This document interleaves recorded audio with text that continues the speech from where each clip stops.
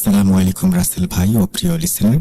আমি তানভীর তুষার, ভূত.com এর মডারেটর ও official story teller. বেশ অনেকদিন পরে একটা অদ্ভুত সত্যি ঘটনা নিয়ে হাজির হয়েছি আপনাদের সামনে। কথা না বাড়িয়ে চলুন মূল ঘটনায় ফেরা যাক। রাশেদ এই পেশায় আসার আগে অ্যাম্বুলেন্স চালকের সহকারী হিসেবে কাজ করেছেন প্রায় 3 বছর।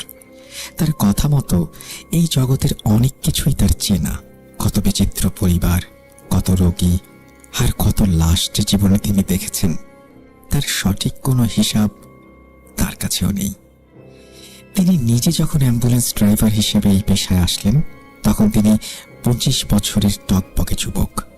এই পেশার সাথে এতগুলো বছরের পূর্ব অভিজ্ঞতার কারণে তাকে আর নতুন করে ভাবতে হয়নি। এখানে আরো গভীর হয়ে জড়িয়ে পড়েছিল সে। ঘটনার আগের দিন বাসাতেই ছিলেন তিনি।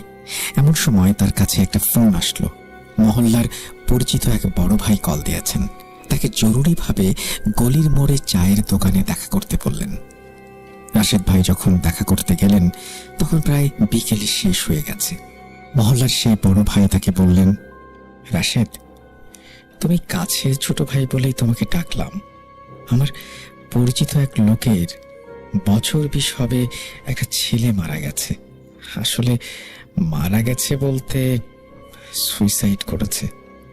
ওদের বেশ সম্ভ্রান্ত পরিবার, তাই তারা এটা জানাজানি করতে চাচ্ছে না। লাশটা গ্রামে নিয়ে একটু দাফন করতে চাচ্ছে, যাতে কোনো পুলিশি ঝামেলা না হয়। আমাকে তাই জানালো একটা অ্যাম্বুলেন্স ঠিক করে দিতে। যেহেতু তুমি কাছের লোক, তাই তোমাকেই বললাম। লাশটা যদি রংপুরে পৌঁছে দিতে। রাশেদ একটু চিন্তা করে বলল, হ্যাঁ ঠিক আছে, সমস্যা নেই, আমি পৌঁছে দেব। কিন্তু রওনা দেবে কখন? লোকটি তাকে জানালো তারা চাচ্ছে এই লাশ নিয়ে রাতে রওনা দিতে, যাতে আশেপাশের কেউ বুঝতে না পারে। যদি পৌঁছে, তাহলে সেটা তাদের মান সম্মানের ব্যাপার হবে। রাশেদ ঠিকানা নিয়ে সেখান থেকে চলে আসলো, কারণ রাত হতে আর বেশি দেরি নেই। ঢাকা থেকে এতটা পথ যাবে, এই মুহূর্তে তার একটা প্রস্তুতিরও ব্যাপার আছে। সে রাস্তায় হাঁটতে হাঁটতে তার সহকারী ছেলেটাকে একটা কল দিল, কিন্তু রাশেদ নিজেই 2 দিনের জন্য তাকে ছুটি দিয়েছিল। তবুও কল দিল। এত দূরের পথ গেলে ভালোই হয়, কিন্তু সহকারী ছেলেটা জানালো তার কার বিয়ে, তার জন্য না গেলেই ভালো হয়। সে বারবার অনুরোধ করতে থাকে। কি আর করার, বাধ্য হয়ে রাশেদ তখন একাই যাওয়ার সিদ্ধান্ত নিলেন।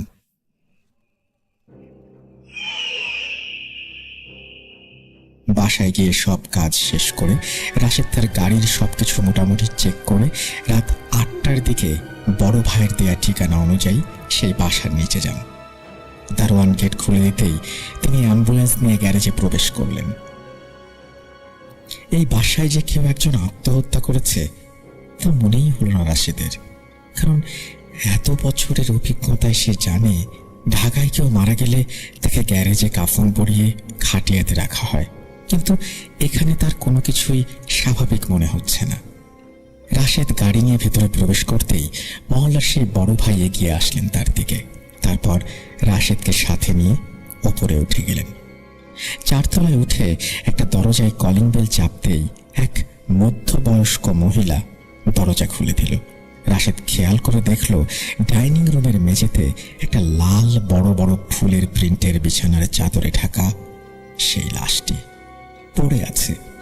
বাসা ভর্তি তখন বেশ ভালোই মানুষজন জড়ো হয়েছে।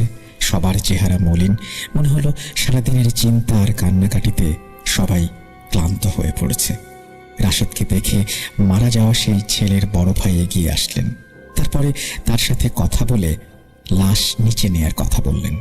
রাশেদ বলল, লাশ এত দূরে নিয়ে যাব, আপনারা একটা কফিনের ব্যবস্থা করেননি? এই লাশ এইভাবে এতটা পথ যাবে কি করে? ছেলেটি জানালো, আসলে আমরা কেউ চাচ্ছি না এখানে এই বিষয়টা কোনোভাবে জানাজানি হোক। এমনকি এই বিল্ডিং এর অনেক লোকও জানে না আমাদের বাসায় কি হয়েছে। তাই তো আপনার মতো পরিচিত একজনকে খুঁজে নিলাম আমার বন্ধুর মাধ্যমে, আর এই জন্য আমরা কফিন বা খাটিয়ার কোনো ব্যবস্থা করিনি। সে যাই হোক, লাশটা আমরা এভাবে আপনার গাড়িতে নিতে চাচ্ছি। এরপর বাসার আরো 2জন ছেলে মানুষ সহকারে লাশটা হাতের ওপরে তোলা হলো। রাশেদও হাত লাগালো লাশ নিচে নিয়ে যেতে, কিন্তু লাশ তুলে মেইন দরজা পার করতে রাশেদের মনে হলো জীবনে এত লাশ সে হাতে বা কাঁধে তুলেছে, কিন্তু এখনো এত ভার লাগেনি তার। তারা 5 জন মিলে লাশটাকে ধরেছে, কিন্তু এত বেশি ওজন যে মনে হচ্ছে সে নিজেই একাই শুধু লাশটা ধরে আছে, আর কেউ ধরেইনি। এদিকে লাশের ঠান্ডা শরীরটা হাতের স্পর্শে যেন তার শরীরের ভেতরে একটা হিম শীতল ভাব এনে দিল। কর্মজীবনে এই প্রথম একটা লাশ নিয়ে তার শরীরের মাঝে কেমন একটা ভয়ের শিহরণ বয়ে গেল। অনেক কষ্টে লাশ নিয়ে যখন সবাই নিচে আসলো, তখন রাশেদ অ্যাম্বুলেন্সের পেছনের দরজা খুলে স্ট্রেচারটা বের করলো। লাশটি স্ট্রেচারে তুলে সেটা অ্যাম্বুলেন্সের ভেতরে দিয়ে রাশেদ দরজাটা বন্ধ করে দিল। লাশটি তখনও সেই লাল চাদর দিয়েই ঢাকা। রাশেদ মহল্লার সেই বড় ভাইয়ের সাথে বাসার গেটের বাইরে আসলো চা খেতে। তখন দেখলো গেটের বাইরে আরো 2টো গাড়ি দাঁড়ানো, আর সেই গাড়ির 2 ড্রাইভার সেখানে দাঁড়িয়ে কথা বলছে। মহল্লার সেই বড় ভাই জানালো এই 2টা গাড়িও যাবে লাশের গাড়ির সাথে। সাথের সেই 2 ড্রাইভারের সাথে পরিচয় হয়ে নিয়ে 4 জন মিলে গেল চা খেতে। চা খাবার এক ফাঁকে রাশেদ সেই বড় ভাইকে একটু দূরে ডেকে নিয়ে অবাক করা শুয়ে পড়ল, ভাই একটা ব্যাপার খেয়াল করেছেন? লাশটা যখন মেঝে থেকে তুলে সিঁড়িতে নিয়ে আসলাম, মনে হলো অনেক ভারী কোনো ঠান্ডা বস্তু হাত দিয়ে ধরেছি, তা আবার একা। আপনারা যে আমার সাথে ধরেছেন বুঝতেই পারছিলাম না। মহল্লা সেই বড় ভাই কিছুটা চিন্তিত মুখে বলল, আসলে রাশেদ ভাই, আমিও ঠিক এই ব্যাপারটা খেয়াল করেছি।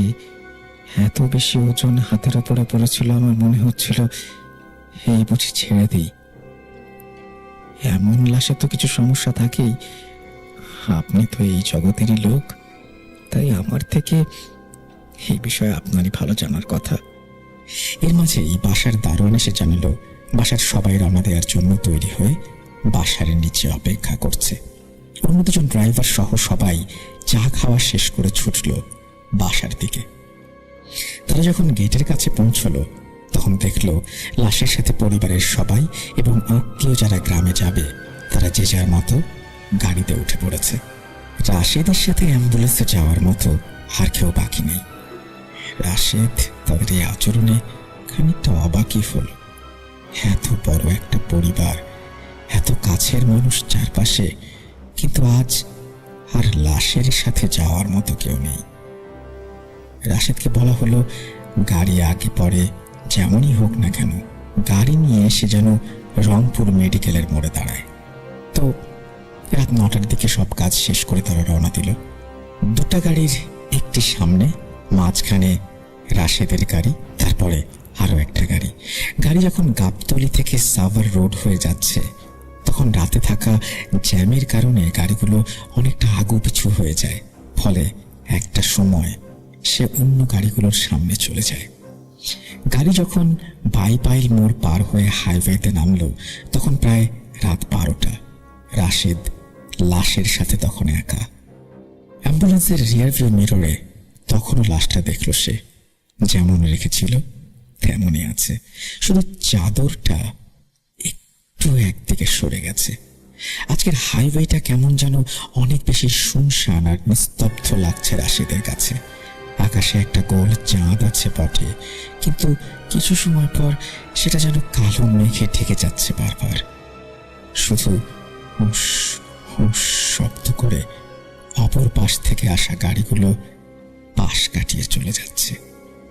হাইওয়েতে রাতে একা গাড়িতে লাশ নিয়ে তাই বাইপাইলের পরে থেকেই অ্যাম্বুলেন্সের সাইরেনটা অন করে দিয়েছিল রাশেদ।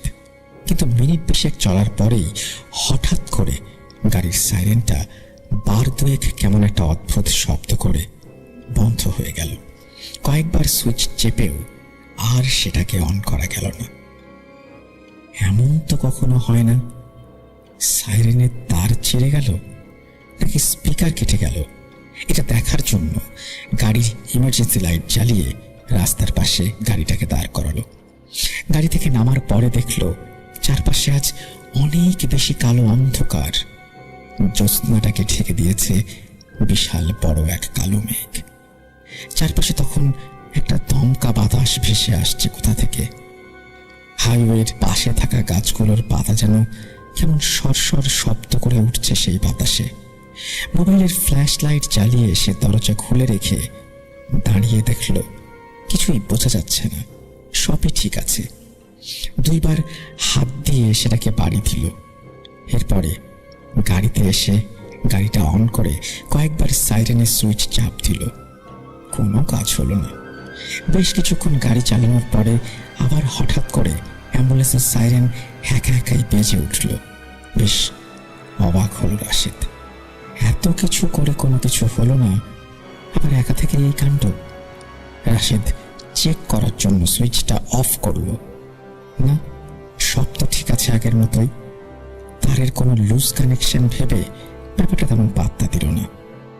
সাইরেন তখনও অফ করে আছে। আকাশে মেঘ কেটে গিয়ে তখন চাঁদের দেখা মিলেছে। বাইরের সেই দমকা বাতাসটাও অনেক কমে গেছে। হঠাৎ ঘটল এক অদ্ভুত ব্যাপার। গাড়িতে থাকা রেডিওটা একাই অন হয়ে গেল, যেটা কখনোই সম্ভব না। অন হয়েই মনে হচ্ছে যেন ফ্রিকোয়েন্সি পাচ্ছে না ঠিক মতো, কেমন একটা শব্দ করছে। সাথে সাথেই আবার অফ হয়ে গেল। আবার চারপাশ নিস্তব্ধ, মানে রেডিও যে অন করা হয়েছিল তেমন কোনো লক্ষণই নেই। কিছু সময় পরে আবার রেডিও একা অন হয়ে গেল। একা চ্যানেলগুলো বারবার পাল্টে যাচ্ছিল, আর অদ্ভুত কিছু শব্দ ভেসে আসছিল রেডিও থেকে। রাশেদ হাত বাড়িয়ে টাচ স্ক্রিনে চাপতে লাগলো। কোনো কাজ হলো না। রেডিও কাজ করছে তার নিজস্ব নিয়মে। ঠিক সেই সময় বাম পাশে থাকা অ্যাম্বুলেন্সের রিয়ার ভিউ মিররে চোখ পড়ল রাশেদের। আর এক মুহূর্তের মাঝে মনে হলো একটা কালো ছায়া সরে গেল সেখান থেকে। চোখের পলক পড়তে না পড়তেই যেন অন্ধকারে মিশে গেল সেই কালো ছায়া। ভয়ের একটা হিম শীতল স্রোত নেমে গেল তার শিরদাঁড়াবে। এই নির্জন রাস্তায় একা গাড়িতে এমন একটা লাশের সাথে রাশেদ তবুও নিজের ভয়কে পাত্তা না দিয়ে সে চোখের ভুল ভেবেই বাকিটা কাটিয়ে দিল। সে তার ভয়কে পাত্তা না দিয়ে গাড়ির গতি আরো কিছুটা বাড়িয়ে দিল। আকাশটাকে তখন আরো বেশি মেঘাচ্ছন্ন লাগছে। চারপাশে যেন আজ অজানা শ্বাসরুদ্ধকর পরিবেশ। হঠাৎ অ্যাম্বুলেন্সের মাঝ থেকে একটা অদ্ভুত শব্দ ভেসে আসলো তার কানে। কিছু একটা যেন ফিস করে বলছে কোনো কথা, যা ভালো করে বোঝার আগেই বাতাসে মিলিয়ে যায়। একটু পরেই তার শরীর ছুঁয়ে যেন হিম শীতল একটা ঠান্ডা বাতাস স্পর্শ করে চলে গেল। এবার বেশ ভয় করতে শুরু করলো রাশেদের। তার হাত কাঁপতে শুরু করলো ভয়ে। গাড়ির গিয়ার পাল্টাতে গিয়েও বারবার ভুল করছিল সে। রাশেদ খেয়াল করলো রাস্তার দুই পাশের যে বড় বড় গাছগুলো ছিল সেই গাছের ছায়াগুলো যেন আরো বেশি বড় হয়ে উঠছে। সেই ছায়াগুলো গিলে ফেলেছে পুরো রাস্তাটাকে। আর তার গাড়িটা যেন ঢুকে যাচ্ছে সেই গহীন অন্ধকারে। গাছের ছায়ার দিকে তাকাতে তাকাতে সে দেখল আরো ঘন কালো একটা অন্ধকার যেন গাড়ির ওপর দিয়ে পার হয়ে সামনের অন্ধকারে মিলিয়ে গেল। রাশেদের মনে হলো অ্যাম্বুলেন্সের মাঝে থাকা লাশটা যেন একটু নড়ে উঠল হঠাৎ। যদিও সে জানে এটা কখনোই সম্ভব নয়, কিন্তু তার অনুভূতি তখন বলছিল ভিন্ন কিছু। আজ হয়তো অনেক খারাপ কিছু ঘটতে চলেছে তার সাথে। আর একটু সামনে এগিয়ে যেতেই হাইওয়ের দুপাশের গাছের সারি শেষ হয়ে গেল। তখন এক পাশে বড় পুকুর আর অন্য পাশে ফসলি জমির দেখা মিলল। ঠিক তখনই রাশেদ খেয়াল করলো রাস্তার উপরে তার গাড়ি থেকে কিছু দূরে একটা জমাট বাঁধা কালো অন্ধকার। গাড়ির হেডলাইটের আলো যেন সেই অন্ধকার আলোকিত করতে পারছে না।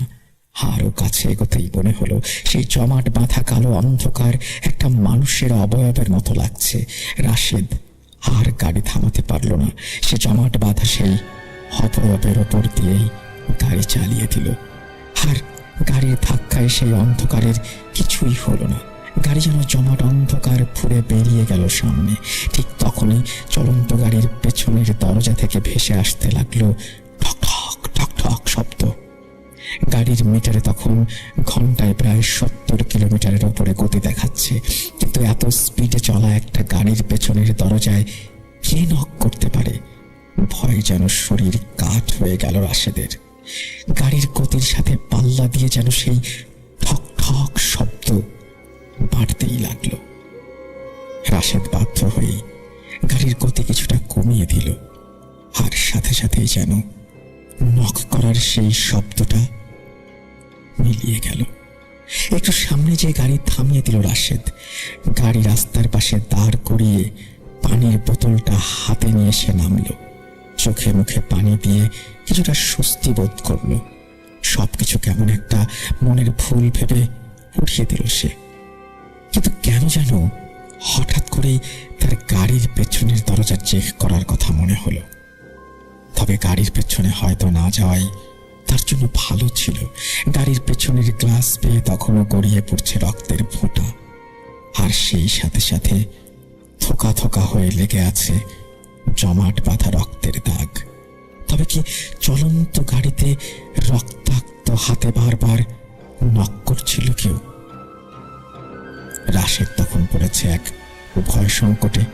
গাড়ির ভেতরে অস্বাভাবিক সমস্যার সাথে এক লাশ, আর বাইরে অজানা বিপদ। কি করবে কিছুই বুঝে উঠতে না পেরে কিছু সময় দাঁড়িয়ে থাকলো সে।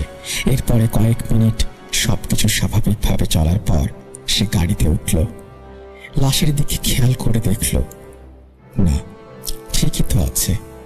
ভয়টা ভুল ভেবে আবার রেডিওটা অন করে যাত্রা শুরু করলো রাশেদ। গাড়ির সবকিছুই যেন আবার স্বাভাবিক হয়ে গেল। বেশ অনেক সময় নিয়ে গাড়ি চালিয়েছে সে। ভয় অনেকটাই কেটে গেছে তখন। সামনের সেই গাড়িগুলোরও কোনো খবর নেই। মনে হয় তার আস্তে গাড়ি চালানোর জন্য আর বিভিন্ন জায়গায় থামার কারণে সেগুলো এগিয়ে গেছে। এইভাবে রাশেদও গাড়ি জোরে টান দিল। এভাবে কিছু সময় চলার পর আবার রেডিওতে দেখা গেল সেই আগের সমস্যা। ফ্রিকোয়েন্সি ঠিক মতো পাচ্ছে না, কেমন একটা শব্দ হচ্ছে। একটা সময় সেটি আবার থেমে গেল। রাশেদ তখন আবার গাড়ির গতি কিছুটা কমিয়ে রেডিওতে এক হাতে চাপ দিতে থাকে। কিন্তু এবারও কোনো কাজ হয় না, রেডিওটি অফ হয়ে যায়। এর মাঝে রাশেদ খেয়াল করে অদ্ভুত এক সমস্যা। গাড়ির মাঝে একটা অস্বাভাবিক রকমের ঠান্ডা অনুভব করছে সে। ঠান্ডায় যেন জমে হিম হয়ে যাচ্ছে তার শরীর। এর মাঝেই সে খেয়াল করলো একটা টানা ঝাপটানোর শব্দ, এবং সেটি তার কান ঘেঁষে যেন সামনের দিকে এগিয়ে গেল। শব্দটা হঠাৎ করেই মিলিয়ে গিয়ে আবার ফিরে আসলো। টপ করে ফিরে আসা সেই শব্দটা অনুসরণ করে দেখলো একটা পেঁচা পাখি বসেছে তার গাড়ির সাইড ভিউ মিররের ওপর। পেঁচাটা সামনের দিক হয়ে বসেছে। এত জোরে যে গাড়িটা চলছে, তবুও সেই পাখির শরীরের কোনো পালক উঠছে না, বা সেই পাখির কোনো সমস্যাই হচ্ছে না বসে থাকতে। রাশেদ তার গাড়ির গতি আরো বাড়িয়ে দিল, কিন্তু তবুও কোনো পরিবর্তন আসলো না সেই পাখির। একটু পরেই হঠাৎ পাখিটা সোজা বসা অবস্থায় শুধু মাথাটা ঘুরিয়ে তাকালো রাশেদের দিকে। পাখির চোখের দিকে তাকাতেই যেন ভয়ে হৃৎপিণ্ড আরো সিটিয়ে গেল পাঁজরের সাথে। পাখির চোখের মাঝে যেন কোনো মনি নেই, তার জায়গায় কেমন রক্তের মতো দাগ। যেন তার চোখ বেয়ে বেরিয়ে আসছে আগুনের মতো লাল এক আভা। এক দৃষ্টিতে তাকিয়ে আছে তার দিকে। এই চোখে যেন একটা টান আছে, কিসের একটা আকর্ষণ আছে, কিছু একটা বোঝাতে চাচ্ছে। এর মাঝেই পেছন থেকে কিছু একটা খসখস শব্দ ভেসে আসলো, কিন্তু সেদিকে আর ফিরে তাকানোর ক্ষমতা নেই তার। পাখির চোখের মোহে সে হিতাহিত জ্ঞান হারিয়ে ফেলেছে। ঠিক এর মাঝেই রাশেদের শরীরটা ঠান্ডা কিছুর স্পর্শে যেন আরো বেশি শিউরে উঠল। কয়েক সেকেন্ডের মাঝেই যেন তার ওলট ওলটপালট হয়ে গেল সব। পেছন ফিরতেই শুধু এক ঝটকায় সে দেখল স্ট্রেচারের ওপরে কাপড়ে ঢাকা লাশটা আর নেই। সেটা যেন এক দৈব বলে এক ঝটকায় উঠে বসেছে তার মাথার কাছেই, আর ঠান্ডা হাতের স্পর্শ রেখেছে রাশেদের কাঁধে। আর কিছুই যেন ভাবার সময় নেই তার। মনে হলো আজকেই যেন তার জীবনের শেষ দিন। কয়েক মুহূর্তের সামনে তাকাতেই যেন দেখলো পাখিটা তখনও চেয়ে আছে তার মুখের দিকে, আর ঠোঁট বেয়ে তার কিছু একটা গড়িয়ে পড়ছে। ঠিক তখনই কিসের সাথে যেন প্রচন্ড এক ধাক্কা খেল সে। আস্তে আস্তে চোখ বন্ধ হয়ে আসলো, আর কিছুই মনে নেই তার।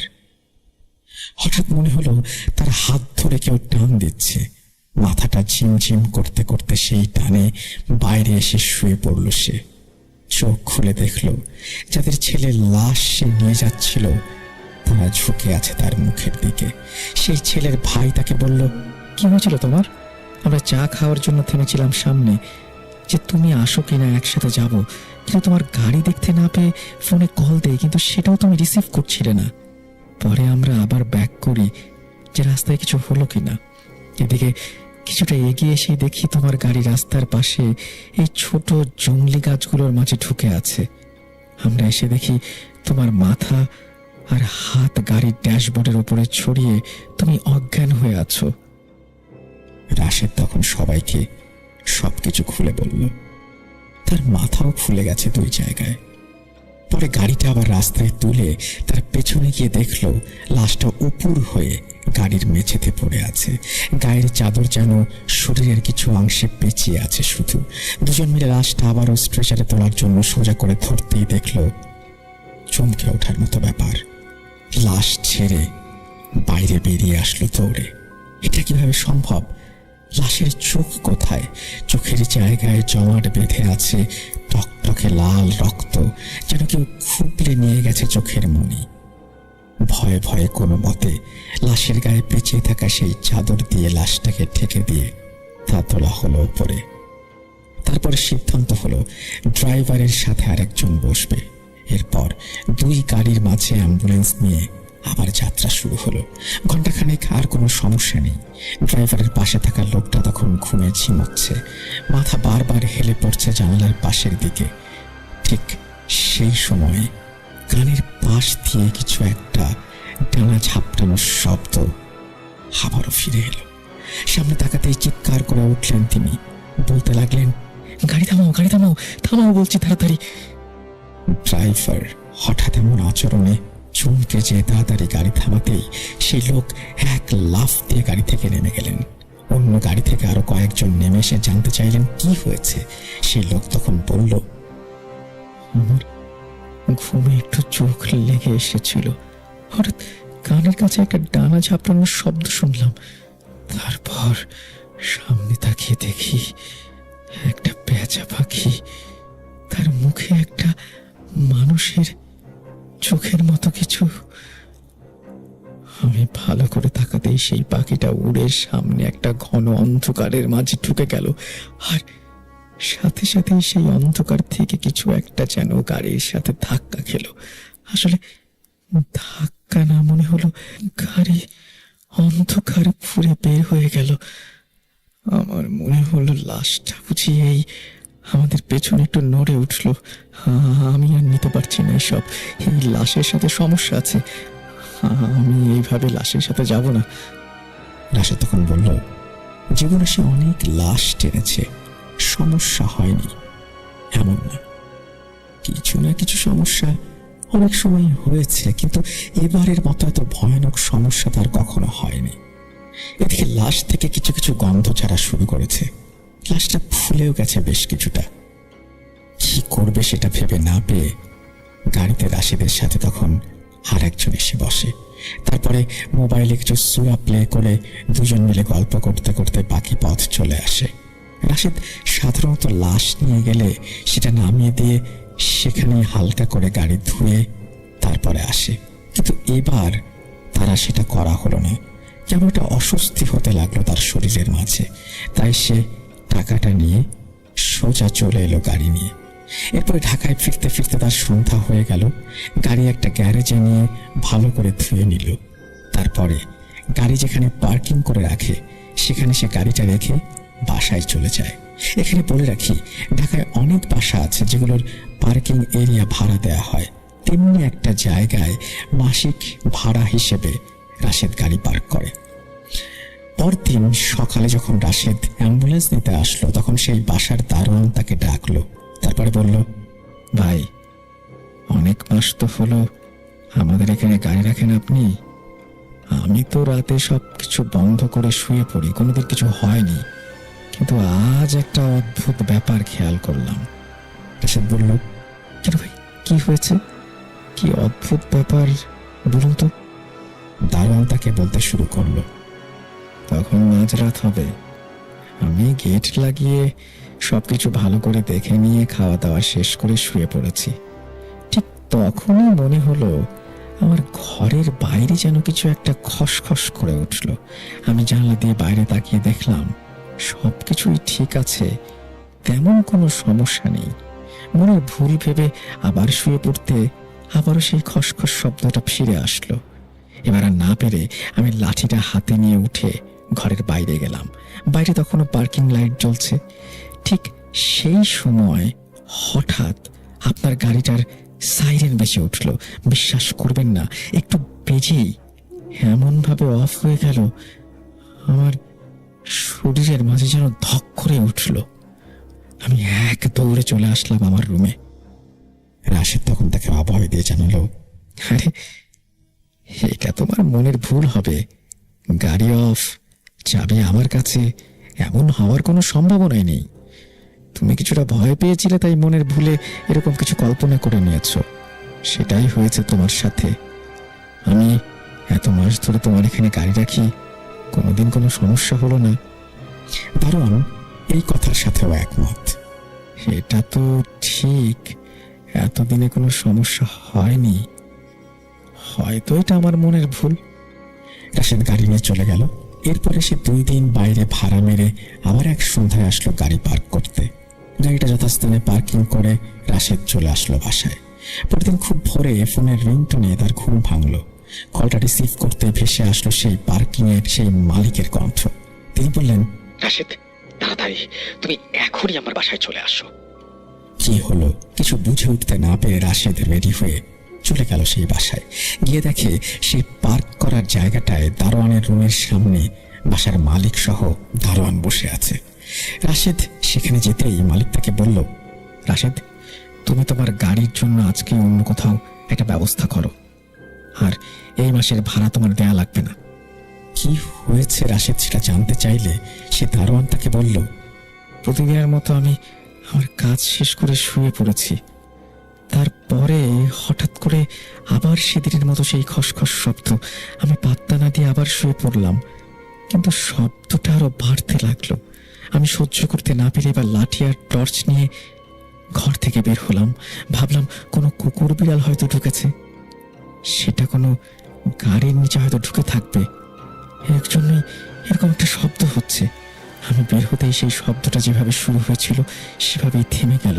আমি আবার মনের ভুল ভেবে ফিরে আসতে যাব, তখন আবার শব্দটা শুনতে পেলাম। তবে এবার মনে হলো যেদিকে আপনার অ্যাম্বুলেন্সটা রাখা শব্দটা সেই দিক থেকে ভেসে আসছে। মনের ভেতরে একটা ভয় আর উত্তেজনা কাজ করছিল। আমি নিচু হয়ে সব গাড়ির নিচে টর্চ ফেললাম কয়েকবার, কিন্তু কোথাও কিছু নেই। শব্দটা তখনও হচ্ছে। আমি ভয় কাটাতে ভাবলাম, দেখি যে অ্যাম্বুলেন্সের দিকে উঠে দাঁড়াতেই মাথার উপরে লাইটটা দ্রুত কয়েকবারে জ্বলে নিভে একেবারে বন্ধ হয়ে গেল। পুরো গ্যারেজ তখন একেবারে নিকষ কালো অন্ধকার। ভয় যেন বারবার আমার হাত পা গুটিয়ে যাচ্ছে। আমি তাই সেই শব্দটা অনুসরণ করে হাতের লাঠিটা শক্ত করে ধরে লাইট জ্বালিয়ে এগিয়ে গেলাম আপনার গাড়ির দিকে। কিছুটা কাছে যেতেই আমি নিশ্চিত হলাম আপনার গাড়ির ভেতর থেকে শব্দটা ভেসে আসছে। আমি পেছন থেকে লাইট মারলাম ভেতরে, কিন্তু খোলা কাঁচের জন্য কিছুই দেখতে পেলাম না। তাই ভালো করে দেখার জন্য গাড়ির সামনে গেলাম। আমি যখন ঘুরে গাড়ির সামনে যাচ্ছি ঠিক তখনই দেখি একটা অদ্ভুত টাইপের পাখি আমার কানের পাশ দিয়ে উড়ে চলে গেল। ভয়ে থমে মাটিতে পড়ে গিয়েছিলাম। নিজেকে কোনো রকমের সামলে নিয়ে আমি আবার যখন লাইটটা গাড়িতে ফেললাম, তখন আপনার ড্রাইভিং সিটের পাশের জানালায় দেখলাম ছোপ ছোপ রক্ত। আর দেখেই মনে হলো মাত্র কেউ হাত দিয়ে লাগিয়ে দিয়েছে জানালায়। ভয়ে খানিকটা পিছিয়ে এসে সামনে থেকে ভেতরে লাইটটা ফেললেই আমার জীবনের চূড়ান্ত ভয়টা পেলাম। একটা চাদরে ঢাকা মানুষের মতো কিছু শুয়ে আছে গাড়ির মাঝে। আর আর সেখানে পড়তেই একটা আবছা মুহূর্ত যেন আমি দেখতে পেলাম। এক ঝটকায় সেই চাদর সরিয়ে উঠে বসলো একটা আস্ত মানুষ। ঘাড় ঘুরিয়ে আমার দিকে তাকাতেই দেখতে পেলাম তার চোখের জায়গায় চোখ নেই, চোখের বদলে আছে একতলা রক্তপিণ্ড। আমি আমার চিন্তা শক্তি যেন হারিয়ে ফেলেছি। একটা চিৎকার দিয়ে দৌড়ে উপরে উঠে যাই সিঁড়ি দিয়ে। আমার চিৎকার শুনে মালিক বের হয়ে আসেন। তাকে সবটা সংক্ষেপে বলি। তিনি আমাকে সাথে নিয়ে আসতে চান, কিন্তু আমি আর আসার সাহস পাচ্ছিলাম না নিচে। সেই সাথে তাকেও আসতে দেয়নি। রাতটা আমি ওপরে তার বাসাতে কাটিয়ে সকালে নিচে নেমে এসে দেখি কি হয়েছে। গাড়ির কাছে গিয়ে দেখি আমার হাতের লাঠিটা পড়ে আছে, আর গাড়ির জানালায় তখনও শুকিয়ে যাওয়া রক্তের দাগ, কিন্তু গাড়ির মাঝে চাদর বা মানুষের অস্তিত্ব নেই। আপনারা বিশ্বাস করবেন না হয়তো। আমার সাথে চলুন, আমি দেখাচ্ছি। রাশেদ সহ বাসার মালিক আর দারোয়ান এগিয়ে গেল গাড়িটার দিকে। গিয়ে দেখল আসলেই তখনও ড্রাইভিং সিটের পাশের জানালায় রক্তের দাগ। রাশেদ গাড়ির পেছনের ডালা খুলে ভেতরে গেল আর দেখল মেঝেতেও কয়েক ফোঁটা রক্তের দাগ। তার খুব ভালো করেই মনে আছে কাল রাতেও সে গাড়ি ওয়াশ করে এনেছে। এসব রক্তের দাগ থাকার কোনো কারণ নেই। এসব কিছুর কোনো উত্তর না পেয়ে বাধ্য হয়ে রাশেদ তখন তার গাড়ি নিয়ে গ্যারেজ থেকে বের হয়ে আসে। দুদিন পরে নতুন একটা গ্যারেজ খুঁজে সেখানে গাড়িটা রেখে দেয়, কিন্তু সেখান থেকেও পরদিন সকালে তাকে জানানো হয় এই গাড়ি রাখা যাবে না, কিন্তু তারা কোনো কারণ না বলে গাড়ি বের করে দেয়। এভাবে প্রায় কিছুদিন যেতে রাশেদ একটা হুজুরের সাথে দেখা করে। সেই হুজুর তাকে পরামর্শ দেন গাড়িটা বিক্রি করে দেওয়ার জন্য। পরে রাশেদ সেই গাড়িটা একটা গাড়ির গ্যারেজ মালিকের কাছে বিক্রি করে দিয়ে নতুন একটি অ্যাম্বুলেন্স কিনে নেয়। তবে সেই ঘটনার কোনো ব্যাখ্যা আজও তার কাছে নেই। অদ্ভুত একটা অভিজ্ঞতা হয়ে রইল তার জীবনে। শুধু অন্য সবার মতো ভয় পেয়ে রাশেদ এখানে তার পেশা পরিবর্তন করেনি। কে জানে আজকের এই ঘটনা প্রচার হওয়ার সময়ও রাশেদ হয়তো কোনো নতুন লাশ নিয়ে ছুটে চলেছে নির্জন রাস্তা দিয়ে। ভালো থাকুক সকল অ্যাম্বুলেন্স চালক যারা তাদের পেশাদারিত্বের কারণে এই চ্যালেঞ্জিং সেবা দিয়ে যাচ্ছে আমাদের প্রতিনিয়ত। আমি তানভীর তুষার আবার হাজির হব নতুন কোনো ভয়ানক সত্যি অভিজ্ঞতা নিয়ে। সেই পর্যন্ত সবাই ভালো থাকবেন, আমার জন্য দোয়া রাখবেন। আল্লাহ হাফেজ। এই বলে তানভীর তুষার তার ঘটনা শেষ করছেন। কেমন লাগলো আপনাদের অবশ্যই জানাবেন। যদি ভালো লাগে সেটা আমাদেরও জেনে খুব ভালো লাগবে। আর যারা আমাদের সাথে ঘটনা শেয়ার করতে চান তারা আমাদের ইমেল অ্যাড্রেসে ঘটনা পাঠিয়ে দেবেন। আমাদের ইমেল অ্যাড্রেস russell.booth.com@gmail.com। যারা এখনো পর্যন্ত শুনছেন কিন্তু সাবস্ক্রাইব করেননি, অনুগ্রহ করে সাবস্ক্রাইব করবেন এবং অবশ্যই বেল আইকনটি প্রেস করতে ভুলবেন না। আর একটা কথা বলি, অনেক কষ্ট করে আমরা প্রতি সপ্তাহে আপনাদের সামনে ঘটনা নিয়ে আসি। যারা ঘটনা পাঠান তারা আমার চাইতেও বেশি কষ্ট করেন। অসংখ্য মানুষ আমাদের ঘটনা পাঠাচ্ছেন, আমাদের লিসনাররা ভালোবেসে এই ঘটনাগুলো তুলে দিচ্ছেন আমাদের হাতে। সুতরাং আপনারা এই এত মানুষের কষ্টের পরে যদি নাম না জানা কোনো চ্যানেল বা কোথাও গিয়ে, যেটা ভূত.com-এর চ্যানেল না, সেরকম কোনো জায়গায় গিয়ে আমাদের ঘটনাগুলো শুনেন, তাহলে আমাদের কষ্টের কোনো সীমা থাকে না। আশা করব ভূত.com-এর সাথে থাকবেন আর এই চ্যানেল থেকে শুনবেন সমস্ত ঘটনাগুলো। সাবস্ক্রাইব করবেন, ভালো থাকবেন। আমরা চলে যাব আমাদের পরবর্তী ঘটনায়।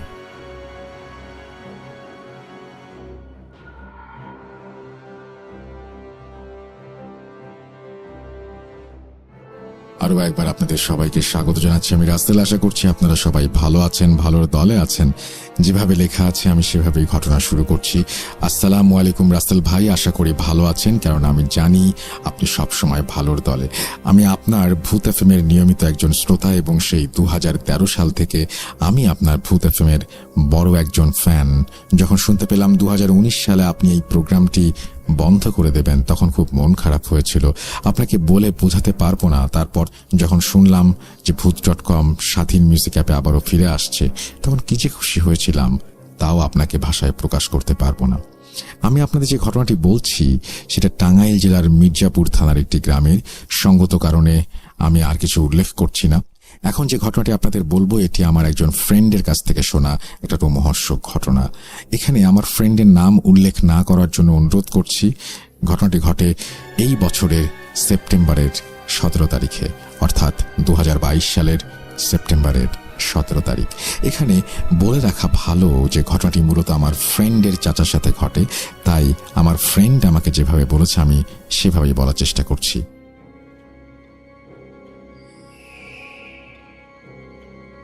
আগে থেকে আমাদের বংশগত স্বভাবে মাছ ধরার একটা পরিচয় আছে। আমাদের গ্রামের সামনেই রয়েছে একটা বিল। সেই বিলে প্রতি বছর বর্ষার সময় পানি আসে। বিল তখন কানায় কানায় পূর্ণ হয়ে যায় এবং গ্রামবাসীরা মাছ ধরার জন্য দিনরাত সেই বিলের সাথে লেগে থাকে। যেহেতু আমাদের বংশগত স্বভাবে মাছ ধরা একটি রীতি রয়েছে, সেহেতু আমার চাচাও প্রতি বছর এই বিলে মাছ ধরত। তো এবছরই আমার চাচার সাথে মাছ ধরাকে কেন্দ্র করে এমন একটা ঘটনা ঘটে যা আমাদের পরিবারের ওপর খুবই একটা কষ্টদায়ক ঘটনার জন্ম দেয়। একদিন রাতে আমার চাচা ও তার দুই বন্ধু রাত 11টার দিকে কি 11:30টার দিকে বিলে মাছ ধরতে যান। তখন মাছ ধরতে ধরতে রাত 1টা কিংবা 2টার কাছাকাছি চলে যায়। আমার চাচার বন্ধুরা বলে যে, চল আজকে তো মাছ ভালোই ধরেছি, তাহলে চল আজকের মতো ফিরে যাই, এমনিতেই অনেক রাত হয়ে গেছে। কিন্তু আমার চাচা ছিলেন খুবই মাছ ধরার পাগল। মাছ ধরার নেশা তখন আমার চাচাকে পেয়ে বসেছে। তার দুই বন্ধুকে তিনি বললেন, আর একটু পরে যাব। তখন তার বন্ধুরা বলল, আজ তো ভালোই মাছ পেয়েছি, তাহলে আর কি করব, চল বাড়ি ফিরে যাই। কিন্তু আমার চাচা তাদের সাথে যেতে রাজি হলেন না। চাচা তার দুই বন্ধুকে বলল, তোদের মধ্যে যে কোনো একজন আমার সাথে থাক, একজন চলে যা। তখন আমার চাচার এক বন্ধু তার সাথে থাকার জন্য রাজি হলো এবং আরেকজন বাড়ি ফিরে গেল। এই ঘটনাটুকু আমার চাচার সেই বন্ধুর কাছ থেকে শোনা। বলছেন চাচার বন্ধু, আমরা যখন আবার মাছ ধরা শুরু করলাম তার কিছুক্ষণ পরেই বিলের মধ্যে দুটো আলো দেখতে পেলাম। আলোগুলো লাল রঙের ছিল। আস্তে আস্তে সেই আলোগুলো আমাদের কাছে আসতে থাকলো। একটু কাছে আসতেই ভালো করে লক্ষ্য করলাম যে আলোগুলো খুবই লাল আর দুটো চোখের মতো, যেন আগুনের দুটি ফুলকি। তখন আমরা দুজনেই ভাবলাম ওগুলো কি। আমাদের একটু ভয় লাগতে শুরু করলো।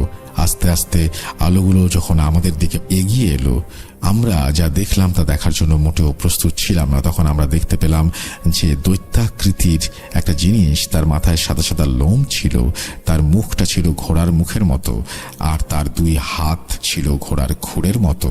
তখন সেই সাদা অবয়বটা আমাদের দিকে ধেয়ে আসছে আর বিকট কর্কশ শব্দ করতে করতে আসছে। তখন আমরা দুজনেই খুব ভয় পেয়ে যাই এবং দৌড় দেই। আমাদের বিলে বর্ষার সময় হাঁটু সমান পানি। আমরা মাছ ধরতে ধরতে বিলের কাছাকাছি চলে এসেছিলাম। ঠিক তখনই সেই বিভৎস অবয়ব আমাদের দিকে তার দুই ঘোড়ার খুরের মতো হাত বাড়িয়ে দিল এবং শুধু তাই নয়, হাতগুলো বড় হতে শুরু করলো। ঠিক সেই মুহূর্তে দুজনেই পানির মধ্যে দৌড় দেওয়ার চেষ্টা করি। যেহেতু বিলে আমাদের হাঁটু সমান পানি থাকার কথা, ভালোভাবে দৌড়াতে পারছিলাম না। এরই মধ্যে বিলি পার হয়ে আমরা অনেক দূর চলে এসেছিলাম মাছ ধরতে ধরতে। ভয়ে কে কার মতো কোন দিকে দৌড়িয়েছিলাম বুঝতে পারিনি। আমি কোনোভাবে আস্তে আস্তে এসে বিলের পাড়ে উঠে বাড়ির দিকে দৌড় দেই। তখন আমার কোনো খেয়াল ছিল না। দৌড়াতে দৌড়াতে এসে একসময় বাড়ির ভিতরে ঢুকে দরজার সামনে চিৎকার করে অজ্ঞান হয়ে যাই। আর কিছু মনে নেই। পরদিন যখন আমার জ্ঞান ফেরে তখন আমি দেখছি আমার চারপাশে আমার বাড়ির মানুষ, আমার বন্ধুর বাড়ির অনেক লোক দাঁড়িয়ে আছে এবং আমার বন্ধুরা আমার কথা জিজ্ঞেস করছে। তখন আমি সবাইকে সবকিছু খুলে বলি। একটা ঘটনা আমার ফ্রেন্ডের মুখ থেকে শোনা এটা। তখন সবাই আমার চাচাকে খুঁজতে ব্যস্ত হয়ে পড়ে। বাড়িতে কান্নাকাটির রোল পড়ে যায়। তখন সবাই আমরা বিলের দিকে যাই, আর সেখানে গিয়ে আমরা চাচাকে দেখতে পাই না। বিলের মধ্যে নেমে আশেপাশে অনেক জায়গায় খুঁজেও আমার চাচাকে আর পাওয়া যায় না। এভাবেই 3 দিন পার হয়ে যায়। একদিন সকালে একটি লোক খবর নিয়ে আসে যে বিলে যেন কার লাশ পড়ে আছে। তখন আমাদের বাড়ির সবাই খুব চিন্তিত হয়ে পড়ে। আমরা দেখি সেখানে ইতোমধ্যেই লোক জড়ো হয়ে গেছে, লাশটা বিলের মধ্যে উল্টো হয়ে গেড়ে রাখা। তখন কিছু মানুষ মিলে লাশটিকে উঠিয়ে নিয়ে আসে। মুখটা একদম কাদায় মেখে গেছে, মুখের ভেতরেও অনেক মাটি হাঁ দিয়ে গেছে। তখন আমাদের বাড়ির সবাই অনেক কান্নাকাটি শুরু করে দেয়। তারপর নিশ্চিত হয় যে এটা আর কারো নয়, আমার চাচার লাশ। তো এই ছিল রাসেল ভাই আমার ঘটনা। জানি না কতটুকু ভয়ানক, তবে এই ঘটনাটি আমার পরিবারের কাছ থেকে একটা কষ্টদায়ক ঘটনা। আমার চাচা পৃথিবী থেকে বিদায় নিয়েছে আজ থেকে 1 মাস হলো। সবাই আমার চাচার জন্য দোয়া করবেন, তা আল্লাহ যেন তাকে জান্নাত নসিব করেন। জানি ঘটনাটি ভালো করে গুছিয়ে লিখতে পারিনি, তবুও চেষ্টা করেছি। And thank you very much, আপনি এই চেষ্টাটুকু করেছেন এবং আপনি যে আমাদের ঘটনা পাঠিয়েছেন এর জন্য আপনাকে অসংখ্য ধন্যবাদ। আমরা চলে যাব আমাদের পরবর্তী ঘটনায়।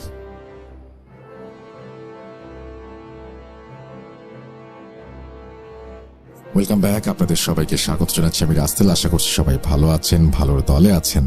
যেভাবে লেখা আছে আমি সেভাবেই শুরু করছি। আসসালামু আলাইকুম প্রিয় লিসেনার্স, রাসেল ভাইয়া আশা করি ভালো আছেন এবং ভালোর দলে আছেন। বলছি নীলফামারী জেলার খুব সুন্দর একটি উপজেলা সৈয়দপুর থেকে, দ্য সিটি অফ নাইটও বলা হয় যাকে। সঙ্গত কারণে নিজের নাম প্রকাশ করতে পারছি না এবং সৈয়দপুর থেকে ঢাকা অনেক দূরে হওয়ায় স্টুডিওতে উপস্থিত থাকা সম্ভব নয়। তাই আমি অনুরোধ করছি আমার স্টোরিটি পড়ে শোনানোর জন্য। 2018 থেকে আমি ভূত FM শুনি এবং বর্তমানে ভূত.com শুনছি প্রতিনিয়ত এবং ইনশাল্লাহ ভবিষ্যতেও শুনব। এটি আমার ভূত.com পাঠানো প্রথম ঘটনা, তাই বানানে কোনো প্রকার ভুল ত্রুটি হলে ক্ষমা সুন্দর দৃষ্টিতে দেখবেন। গুছিয়ে লিখতে না পারার কারণে সবার কাছ থেকে ক্ষমা চেয়ে নিচ্ছি। আর বেশি কথা না বলে চলে যাই ঘটনায়। ঘটনাটি আমার এক কলিগের কাছ থেকে কালেক্ট করেছি এবং ঘটনাটি শেয়ার করার অনুমতি পাই একমাত্র শর্ত, যেটি হলো স্টোরিতে কারো নাম কিংবা জায়গার উল্লেখ করা যাবে না। চলে যাচ্ছি ঘটনায়। ঘটনাটি আমার কলিগের নানার সাথে ঘটে যাওয়া বর্তমানে ঘটেছে এমন একটি ছোট্ট ঘটনা। বলছি আমার কলিগের ভাষায়।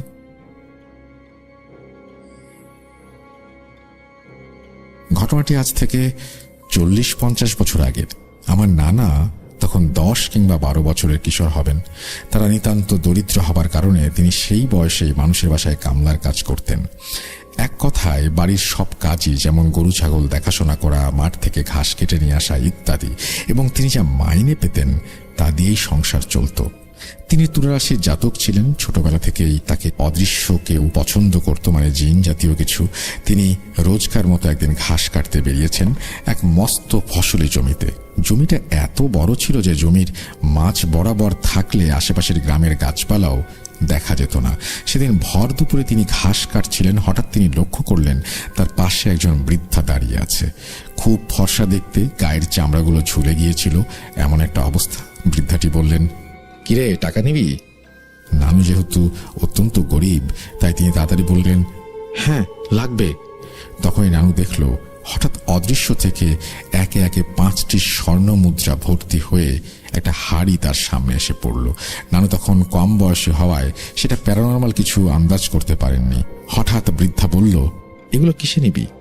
তখন নানু তার কোমরে থাকা গামছাটি খুলে বিছিয়ে দিল। এগুলোতে দিন, আমি এগুলো গামছায় বেঁধে বাড়ি নিয়ে যাব। তখনই হঠাৎ বৃদ্ধটি রেগে আচমকা একটা থাপ্পড় বসিয়ে দিল আমার নানুর গালে। থাপ্পড়টা এত জোরে ছিল যে নানু সেখানেই অজ্ঞান হয়ে মাটিতে লুটিয়ে পড়েন এবং মুখ থেকে ফেনা বের হতে থাকে। তখন কররোদে কেউ দুপুরে জমিতে কাজ করতে যেত না, তাই বিকেলে কয়েকজন জমিতে কাজ করতে গেলে নানাকে এই অবস্থায় পড়ে থাকতে দেখে এবং নানাকে চিনত। তাই তৎক্ষণাৎ আমার নানা যার কাছে কাজ করতেন তার বাসায় নিয়ে যান। সন্ধ্যার পর নানার জ্ঞান ফিরে আসলে নানি কি হয়েছে জিজ্ঞেস করলে নানা তাকে সমস্ত ঘটনা খুলে বলেন। ঘটনা এখানে শেষ হলে পারত না। তারপর থেকে সেই বৃদ্ধা নানার স্বপ্নে আসা শুরু করলেন। একদিন নানা রাতে খাবার খেয়ে ঘুমালে তিনি স্বপ্নে বৃদ্ধাকে দেখতে পান। বৃদ্ধাটি তাকে বলছে সে নানাকে কিছু সম্পদ দেবে, যার বিনিময়ে সে নানার কাছ থেকে কিছু একটা নিয়ে যাবে। এবং একদিন নানা রাতের খাবার খেয়ে ঘুমালে তিনি স্বপ্নে দেখেন সেই বৃদ্ধাকে। এই স্বপ্নে তাকে বলা হয় যে তিনি অনেক সম্পদ পাবেন এবং সম্পদের এক পাহারাদার বানাবেন তাকে। মানে সেই স্বপ্নতে জবাব দিয়ে দেন। তিনি বলেন যে না, এবং সেই বৃদ্ধা মাঝে মাঝে তার স্বপ্নতে আসতো এবং নানার সাথে কথা বলতো। দেখতে দেখতে দিন ছেড়ে বছর কেটে যায়।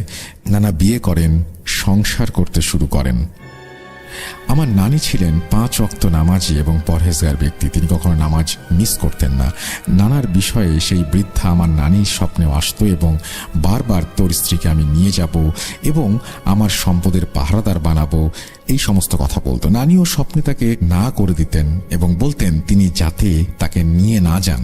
এদিকে বৃদ্ধা নানানভাবে মাঝে মাঝে বিভিন্ন রূপ নিয়ে আসতো এবং আসার আগে জানিয়ে দিত যে কাল আমি তোর বাসায় আসব একটা ছাগল কিংবা টিয়া পাখির রূপ নিয়ে। তাই নানার রুম আগে থেকে সুন্দর করে মুছে আগরবাতি জ্বালিয়ে রাখার জন্য বলে দিত এবং তাতে তাকে যেন কেউ বিরক্ত না করে সে বিষয়েও সাবধান করে দিত। এমনি একদিন সে নানাকে জানালো যে আগামীকাল তার বাসায় টিয়া পাখির রূপ ধরে আসবে এবং খাটের একটা কোনায় বসে থাকবে। তো সেদিন নানা আগে থেকেই সবাইকে জানিয়ে রেখেছিল যে তার রুমে কোনো প্রকার টিয়া পাখি দেখলে যাতে সেই পাখিকে কোনো বিরক্ত না করা হয়।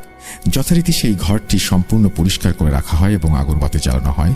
সেদিন রুমে আমার খালাতো বোন বই পড়ছিল। বই পড়া শেষ করে সে বই গুছাতে যাবে, তখন ভুল করে একটা বই টেবিল থেকে পড়ে যায় এবং সেই বইটি উঠাতে গেলে তার নজর যায় খাটের দিকে।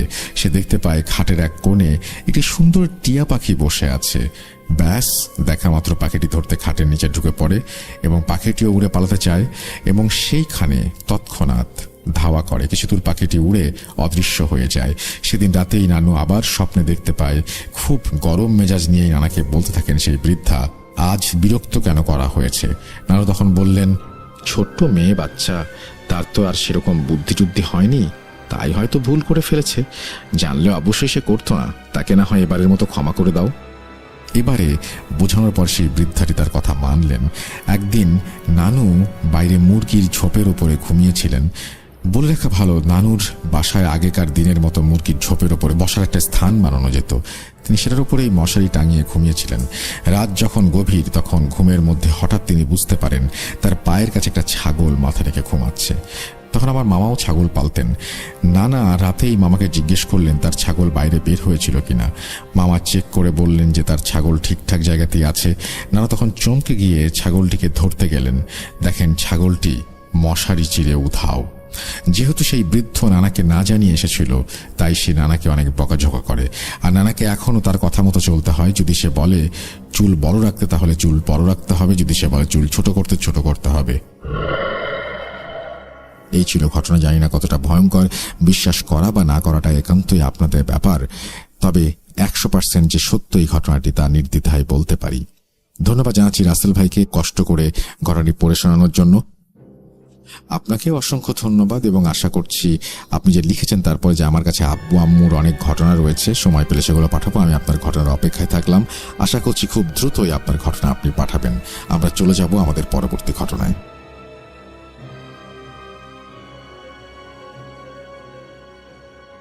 আরো একবার আপনাদের সবাইকে স্বাগত জানাচ্ছি। আমি রাসেল। আশা করছি আপনারা সবাই ভালো আছেন, ভালোর দলে আছেন। আমিও ভালো আছি, ভালোর দলে আছি। আর অডিও ক্লিপ আরো একটা শোনাতে চাই এই মুহূর্তে। যারা সাথে আছেন সাথে থাকুন প্লিজ। আমরা চলে যাচ্ছি আমাদের অডিও ক্লিপে।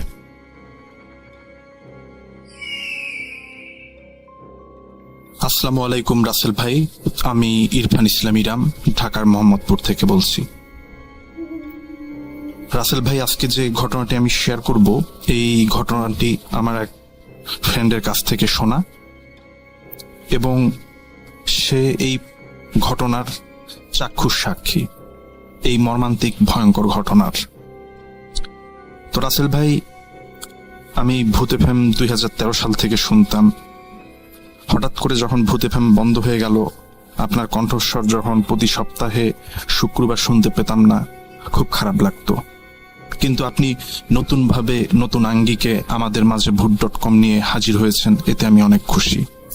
তো রাসেল ভাই, আমি যে ভয়ঙ্কর ঘটনাটি শেয়ার করতে চাচ্ছি, এই ঘটনাটি শেয়ার করার আগে একটু ভূমিকা দিতে চাই যে ঘটনাটা রাসেল ভাই কিভাবে আমি জানতে পারলাম। পৃথিবীতে রাসেল ভাই অনেক কিছুই ঘটে। পৃথিবীতে কোটি কোটি মানুষ, কিছু না কিছু মানুষের জীবনে অনেক ভয়ঙ্কর কিছু ঘটে যায়। ঠিক তেমনি এই ঘটনাটি। রাসেল ভাই, আমার মা মিরপুরে একটি হাসপাতালে ভর্তি ছিল। ওই হাসপাতাল অনেক বড় হাসপাতাল, কিডনির জন্য, কিডনি রোগীদের জন্য। তো আমার মাকে আত্মীয় স্বজনরা সবাই দেখতে আসতো, আমার বন্ধু বান্ধব ফ্রেন্ড সার্কেল তারাও আসতো। তো একদিন আমার এক ফ্রেন্ড আসছে, ওর নাম হচ্ছে আলামিন। তো ও হাসপাতালের নিচে এসে আমাকে ফোন দিল, বলতেছে বন্ধু একটু নিচে আয়, আমাকে নিয়ে আসা। তখন আমি ওকে নিয়ে গেলাম। তো দেখলাম ওর মধ্যে হাসি খুশি, ওর মন ফুরফুরে। তো হঠাৎ করে যখন 6 তলায় গেলাম হাসপাতালের, তো একটা সময় দেখতেছি ওর মানে আমার মায়ের সাথে আছে, তো দেখলাম ওর মনটা কেন জানি বিমর্ষ। তো আমি ওকে জিজ্ঞেস করলাম যে আলামিন, কি ব্যাপার, এরকম হতবিহ্বল বিমর্ষ তোকে লাগতেছে কেন? কিছুক্ষণ আগে না তুই হাসি খুশি ছিলি? তো তখন ও বলতেছে বন্ধু, একটা দুঃখের ঘটনা আছে, মর্মান্তিক একটা ঘটনা, তো পরে বলবো, এখন যখন এখান থেকে চলে যাবো আন্টিকে দেখার পর তখন বলবো। তো যাই হোক, রাসেল ভাই পরে ও আমার মাকে দেখলো, কথাবার্তা বললো। যখন ও চলে যাবে তখন আমাকে বলতেছে বন্ধু আয় নিচে আয়, তোকে আমি এই ঘটনাটা বলবো। তো রাসেল ভাই, তারপর আমি ওর সাথে নিচে যাই, তখন ও এই ঘটনাটা বলা শুরু করে যে আসলে কি মর্মান্তিক ঘটনা। আমিও কিন্তু শোনার জন্য খুব আগ্রহ নিয়ে আসি। তখন ও বলল যে ওর আলামিনের বাসা হচ্ছে আমিন বাজারের ওখানে, ওরা ওখানকার স্থানীয়। তো ওর এলাকার এক ভাগ্নি, দুঃসম্পর্কের পাড়া প্রতিবেশী, ঘনিষ্ঠ। তো ওই ভাগ্নির নাম হচ্ছে সুমাইয়া। তো এই মেয়েটা যখন রাসেল ভাই জন্মগ্রহণ করে, ছোট থেকেই ওর সাথে নাকি 6-7টার মতো জিন ছিল। তো যখন এই মেয়েটার জন্ম হওয়ার পর তার বাবা মা অনেক চেষ্টা করছে যে জিনগুলোকে ওর থেকে দূরে রাখার। সেজন্য কবিরাজ বলেন, হুজুর বলেন, রাসেল ভাই সব জায়গায় ওরা গেছে, কিন্তু কখনো কোনো লাভ হয়নি। একটা পর্যায়ে পরিবার হালটা ছেড়ে দেয় যে যাক, আর যেহেতু হচ্ছে না, থাকুক এইভাবেই, তো তেমন তো তার মেজর কোনো সমস্যা করতেছে না। তো একটা সময় এইভাবেই চলতে থাকে, মেয়েটা বড় হতে থাকে। মাঝে মধ্যে দেখা যেত সমস্যা হতো, বিশেষ করে কুরবানির ঈদ আর রমজানের ঈদে গরুর মাংস বাসায় ওরা ঢুকাতে পারতো, কিন্তু এই 2 ঈদ বাদে কখনো যদি আত্মীয় স্বজন আসছে বাসায়, তখন ওরা গরুর মাংস ঢুকাতে পারতো না। গরুর মাংস ঢুকালেই ওই দিন জিন ওই মেয়েটার গায়ে শরীরে ভর করত। পরে হুজুর আবার সূরা মাধ্যমে তখন একটা সময় জিনগুলা ছেড়ে যেত মেয়েটাকে। তো এইভাবেই মেয়েটা বড় হয়, 16-17 বছর বয়স হয়। তো অনেকেই সলা পরামর্শ দেয় যে আপনারা আপনাদের সন্তানকে বিয়ে দেন। অনেক হুজুরও বলে এই কথা যে বিয়ে দেন, বিয়ে দিলে হয়তো সমস্যাগুলো সমাধান হবে। তো রাসেল ভাই, যখন মেয়েটার বয়স 17 বছর, ওর যখন বিয়ের ঠিক করার জন্য পাত্রপক্ষ ঠিক করা হয়েছে, বিয়ে হবে কয়েকদিন পর বাদে। তো রাসেল ভাই 2020 সালের জুলাই মাসের ঘটনা। তখন রাসেল ভাই সারা বাংলাদেশে করোনা প্রচুর ভাবে ছিল, আমরা জানি সবাই। তো তখনকার এই মর্মান্তিক ঘটনাটা, তার আগে ওই মেয়ের সাথে, সুমাইয়ার সাথে অনেক ছোটখাটো ঘটনা ঘটে গেছে আলামিনের ভাগ্নির সাথে। যেমন দেখা গেছে, কিছু ঘটনা বলি রাসেল ভাই। ওই মেয়ে যে ঘরে থাকতো, দেখা গেছে ওই ঘরের পাশ দিয়ে মধ্যরাতে বিড়াল চিৎকার করে। দেখা গেছে কিছু পাখি শব্দ করে, কিচির মিচির করে। তারপর মেয়েটা যে রুমে ঘুমাতো, দেখা গেছে ছাদের উপর দিয়ে কেউ হাঁটাহাঁটি করছে, কিন্তু ওর পরিবারের কেউ দেখতে পেত না। যে অনেকে সন্দেহবশত বের হয়ে দেখছে যে কি হচ্ছে, দেখে কিছুই নাই।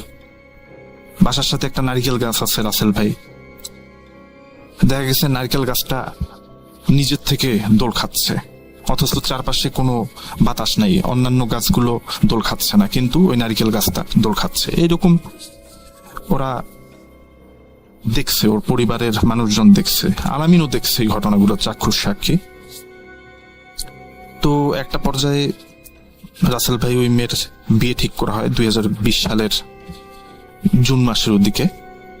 আর তার কিছুদিন পর জুলাই মাসে হঠাৎ করে একদিন মেয়েটার মুখ দিয়ে রক্ত বমি হচ্ছে, দেখা যাচ্ছে বমির সাথে রক্ত বের হচ্ছে, ব্লিডিং হচ্ছে।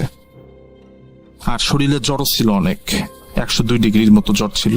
তো ওই মেয়ের পরিবার ভাবে হয়তো বা করোনা পজিটিভ।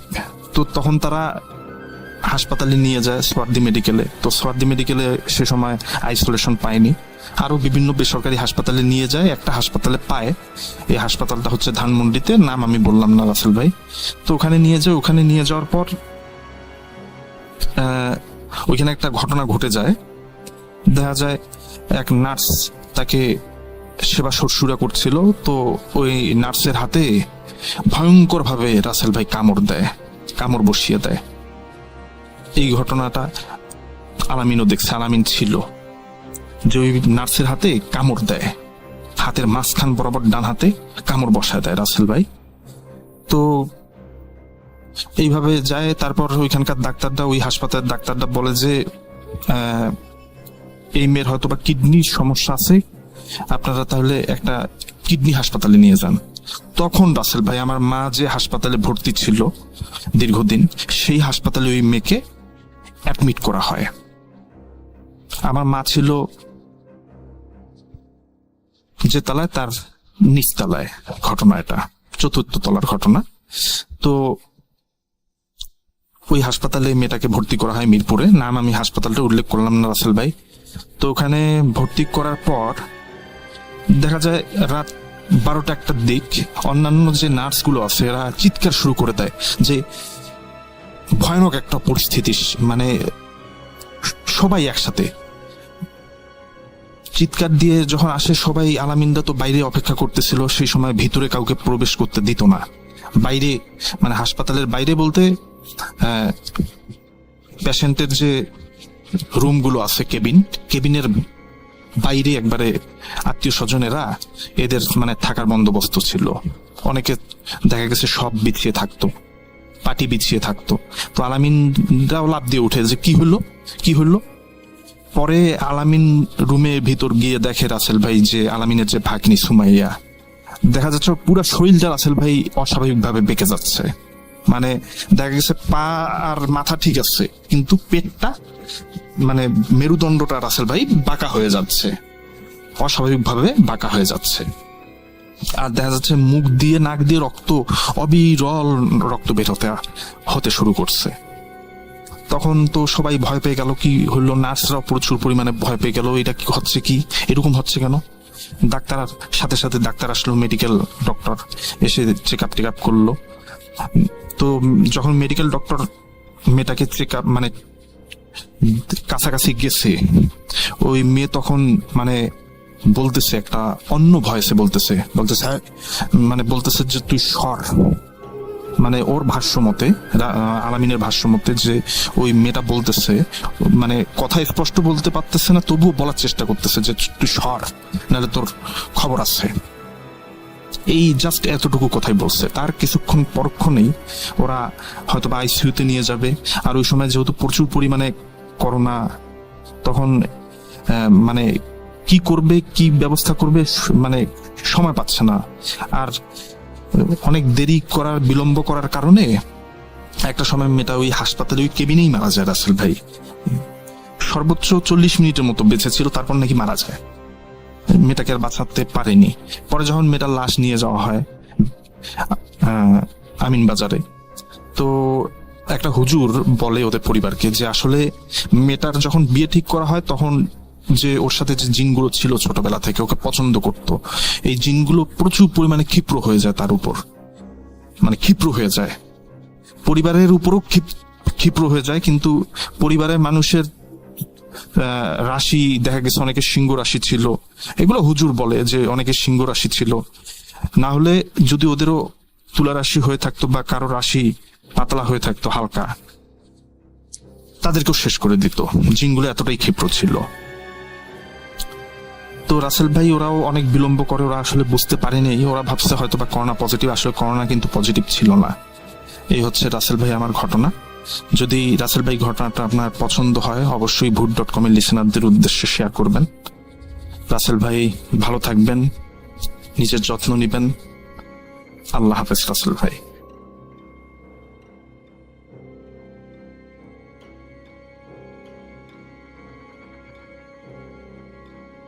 আসসালামু আলাইকুম রাসেল ভাইয়া, আশা করি ভালো আছেন। আমিও আলহামদুলিল্লাহ ভালো আছি। আমি মারুফ। আমি অন্যদের মতো আপনার ভূত.com এর অনেক বড় ভক্ত। বেশ কয়েক বছর হলো আপনার মুখে এই ভূতের ঘটনাগুলো শুনে আসছি, অনেক ভালো লাগে। আমি রাত দিন যখন একটু সময় পাই তখনই আপনার কণ্ঠে ঘটনাগুলো শুনি। এবার ঠিক করলাম অনেক তো শুনেছি, লিখে পাঠাই। ঘটনাটা অনেক আগে আমার এক বন্ধু রিফাতের মায়ের কাছে শুনেছিলাম, সেটাকে কিছু খণ্ডে বিভক্ত করেছি। প্রথম খণ্ড সাহস করে লিখে ফেললাম। আসলে ঘটনাটা অনেক বড় হওয়ায় এভাবে খণ্ডে খণ্ডে লেখা। আশা করব ঘটনাটা আপনার এবং শ্রোতা বন্ধুদের ভালো লাগবে। যদি ভালো লাগে আমি বাকি খণ্ডগুলো লিখে পাঠাবো। এখানে ব্যবহৃত নামগুলো ছদ্ম, কারণ আমার বন্ধু মা চান না আমি তাদের নাম পরিচয় দেই। গ্রামের নামটা সবার সামনে তুলে ধরি। ঘটনাটির জেলা সিরাজগঞ্জ, থানা শাহজাদপুর। চলুন শুরু করা যাক। এরপরে তিনি ঘটনার নাম দিয়েছেন অন্ধকারের দানব, কালিশ জিন। প্রথম খণ্ড। ঘটনাটি সিরাজগঞ্জ জেলার শাহজাদপুর থানার ছোট একটি গ্রামের। শাহজাদপুর শহরটি কোলাহলে মেতে থাকা এক প্রাণোচ্ছল শহর হলেও এই শহরে অবস্থিত এক ছোট গ্রামে বহমান কুমোট এক নীরবতা, যেখানে নীরবতাও ওর দাস। এ যেন এক দাসত্বপুরী। এখানে আধার নামার সাথে সাথে অন্ধকারের অতল গভীর থেকে বাতাসের মতো ভেসে আসে সেই নাম, অন্ধকারের দানব, কালিশ জিন। এখানকার অন্ধকার, এখানকার বাতাস সব যেন চিৎকার করে বলে ওর তাণ্ডবের কথা। যুগের সাথে হয়তো ওর আতঙ্কের কথা সবাই ভুলে গেছে, কিন্তু আজও এই গ্রামে সেই দানবের কথা উঠলে সেখানে বসবাসরত মুরব্বীদের মাঝে ভয়ের শিহরণ জাগে। নিছক আজ সে দানবের আতঙ্কের কথা বাচ্চাদের ভয় দেখানোর এক গল্প কাহিনী মাত্র। এই মাত্র ভাবাটাই ভুল। ভয়, ভয় যে কখনোই একটু বা মাত্র হয় না। ভয় হয় এক অনাগত বাচ্চার মতো। বাচ্চা যেমন তার মায়ের গর্ভে ছোট একটা রক্তদানা থেকে বেড়ে ওঠে এবং ধীরে ধীরে মানুষের রূপ নেয়, ভয়ও তেমনি ধীরে ধীরে বেড়ে ওঠে, ভয়ানক দানবের রূপ নেয়। কল্পনার নিকষ কালো আধারের বুক চিরে বাস্তব দুনিয়ার আলোকে অন্ধকারের কালো দুনিয়াতে রূপান্তরিত করতে আসে। তেমনি সেই ঘটনা যা বাচ্চাদের ভয় দেখানোর জন্য শোনানো হতো, তা যে এবার এক ভয়ানক রূপে আবারও গ্রামে ফিরে আসবে তা কেউ কখনো কল্পনাও করেনি। যা লোককাহিনী হয়ে অতীতের কোনো এক কোণে বিলীন হয়ে গিয়েছিল, তা বহু যুগ পরে কেন জানি না আবারও ফিরে এসেছে। আমরা অনেকেই ভেবে থাকি জিন, পিশাচ বা শয়তানের কোনো অস্তিত্বই বর্তমান যুগে নেই। কিন্তু কেউ কি এটা জানি, যুগের যতই পরিবর্তন আসুক না কেন এরা এদের অস্তিত্বের জানান প্রতি যুগেই দিয়ে থাকে। যখন সন্ধ্যার কালো ছায়া সূর্যের আলোকে গ্রাস করে তখন নেমে আসে ঘন কালো রাত। সেই অন্ধকারের দানব ঠিক এমনই ঘন কালো আধার নিয়ে আসে এই গ্রামে বসবাসরত এক পরিবারের ওপর, যা কল্পনীয়। আর এই পরিবারকে নরকের থেকেও ভয়ানক যন্ত্রণা দেওয়ার যাত্রা শুরু হয়েছিল আজ থেকে 20 বছর আগে। তো চলুন ঘটনাটি রিফাতের মায়ের বাসায় শুনি। সালটা 2003-এর মাঝামাঝি শেষ। রিফাতের জন্মের 1 বছর পূর্ণের কয়েকদিন পরের ঘটনা। আমি রিফাতকে প্রতিদিনের মতো ঘুম পাড়িয়ে আমার রুমে শুইয়ে দিয়ে আমার মায়ের ঘরে গিয়ে বসি। আমার আব্বা মারা যাওয়ার পর থেকে মার মন ও শরীর কোনোটাই ভালো থাকে না, তাই তখন থেকে আমি ও আমার পরিবার মার বাড়িতেই থাকি। এমনকি রিফাতের জন্মও তার নানার বাড়িতেই হয়েছে। সেদিনও মার কাছে বসে আছি, হঠাৎ রিফাতের কান্নার আওয়াজ শুনি। আমি আর মা দৌড়ে যাই সেখানে। এর আগে রিফাতের এমন কান্না কখনো শুনিনি। আমি কাছে গিয়ে ওকে তাড়াতাড়ি কোলে তুলে নিয়ে চুপ করাতে চাচ্ছি, কিন্তু রিফাত চুপই হচ্ছে না। এর মধ্যে মা একটা ব্যাপার খেয়াল করলো যে রিফাত যেখানে শুয়েছিল তার পাশের চাদরটাতে কালচে রঙের সামান্য কি যেন লেগে আছে। সেই সাথে রিফাত একাধারে জানলার দিকে তাকিয়ে কান্না করে যাচ্ছে। মনে হচ্ছে কি যেন দেখে রিফাত ভয় পাচ্ছে। জানলার ওই পাশেই তো ছোট এক উঠোন, যার কিছু অংশ ভেঙে খালে চলে গেছে। তাহলে ওখানে এমন কি দেখলো? এখানে বলে রাখি, রিফাতের এই নানার বাড়িটা একটা পুকুরের ওপর বানানো। এই বাড়ির পাশ দিয়ে একটা পুকুর বয়ে চলে গেছে। এই পুকুরকে ঘিরে অনেক রহস্যময়, ভয়ানক ও লোমহর্ষক ঘটনাও রয়েছে। এই পুকুরকে দিনের বেলা দেখতে যতটা শান্ত মনে হয়, রাতে তার চেয়েও বেশি ভয়ানক এবং জীবন্ত লাগে। দেখে মনে হয় এটা এক অশরীরীদের বাসস্থান। আমার মা এ সম্পর্কে অনেক কিছুই জানেন। মা আর বেশি না ভেবে আমাকে বলল রিফাতকে ওই ঘর থেকে তার ঘরে নিতে। আমি ওকে নিয়ে আমার মার ঘরে যাই এবং ওখানে গিয়ে মায়ের কোলে ওকে দেই। ওকে কোলে নিয়ে কিছু দোয়া পড়ে ওর গা বন্ধ করে দিল। এসব দেখে আমি জিজ্ঞাসা করলে মা বলে যে তার রিফাতের সাথে এমন করার কারণ। এদিকে রিফাতও শান্ত হয়ে গেল। এটা দেখে এটুকু বুঝলাম যে মার বলা কথা হয়তো ঠিক। রিফাত হয়তো আসলেও কোনো কিছু দেখে ভয় পেয়েছিল। মা তখন রিফাতের গা বন্ধ করে দিচ্ছিল এবং বাম কাঁধের কিছু অংশে লালচে কালো দাগ হয়েছিল, আর ওখানে একটা ত্রিভুজ আঁকা ছিল এবং ভেতরে একটা চোখের মতো জিনিসও ছিল, আবছা আবছা। জিনিসটা আমাকেও দেখায়, কিন্তু এটাতে আমি তেমন একটা গুরুত্ব দেইনি, যেটা আমার সবচেয়ে বড় ভুল ছিল। আমরা ভাবতেও পারিনি যে রিফাত আসলে কি দেখেছিল এবং রিফাতের সাথে আগামীতে কি হতে চলেছে এবং রিফাতের উপরে কার নজর পড়েছে। রাত তখন প্রায় 2টোর মতো। রিফাতকে নিয়ে আমি আর ওর বাবা শুয়েছিলাম। তখন আমার ঘুম ভেঙে যায় রিফাতের অনুপস্থিতিতে। আমি চমকে উঠে বসলাম। দেখি রিফাত আমার পায়ের কাছে বসে আছে। স্বস্তির নিঃশ্বাস ফেলার আগেই একটা জিনিস লক্ষ্য করলাম যে ওর মধ্যে কোনো নড়াচড়া নেই। একাধারে ও জানলার দিকে তাকিয়ে আছে। আরেকটা বিষয় দেখলাম, জানলার পাল্লা খোলা এবং ওখানে 2টো চোখ, যা দেখতে রক্তের দলার মতো, যার দিকে রিফাত তাকিয়ে আছে। ভয়ে কেঁপে উঠলাম এবং রিফাতকে তাড়াতাড়ি করে কোলে তুলে নিলাম। তখনও ওই চোখ 2টো তাকিয়েই আছে আমাদের দিকে, তবে এবার চোখ 2টো বুঝিয়ে দিচ্ছিল সে রেগে আছে। সাথে একটা ফোঁস আওয়াজ। এই আওয়াজটা একটু খেয়াল করতেই মনে হলো আমার বুকে লেগে থাকা রিফাতের থেকে আসছে। আমি যেই না ওকে বুক থেকে সরাই, ওর মুখের দিকে তাকাই, তখন রিফাত বলে উঠল, তুই এমন কেন করলি? আমি তো খেলছি রিফাতের সাথে। মনে হচ্ছিল ওই অবয়বটা জানলার বাইরে দাঁড়িয়ে আছে এবং রিফাতের মাধ্যমে আমাকে হুমকি দিচ্ছে। এমন কথা 1 বছরের বাচ্চার মুখ থেকে শুনে আর জানালাতে ওই চোখ 2টো দেখে আমি ভয়ে চিৎকার দিয়ে উঠলাম। ভাবুন তো, অন্ধকার ঘরে আপনি শুয়ে আছেন, মাঝরাতে আপনার ঘুম ভেঙেছে, আপনি দেখলেন আপনার ঘরের জানালা খোলা এবং সেখানে শুধু অন্ধকার। সেই অন্ধকারে 2টো রক্তচক্ষু জল করছে এবং 1 বছরের বাচ্চা যে ঠিকমতো বসতেও পারে না, সে আপনাকে হুমকি দিচ্ছে।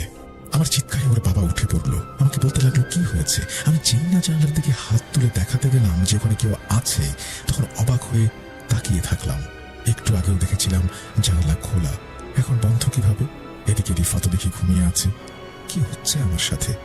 বুঝে ওঠার আগেই বাবা বলল, কই, কোথাও তো কিছু নেই। তাকে সব বললাম, কিন্তু রিফাতের বাবা বলল, এখানে কিছু নেই, সবই তোমার মনের ভুল। অর্থাৎ শুয়ে পড়ো। সব বাদ দিয়ে আমি শুতেই যাব।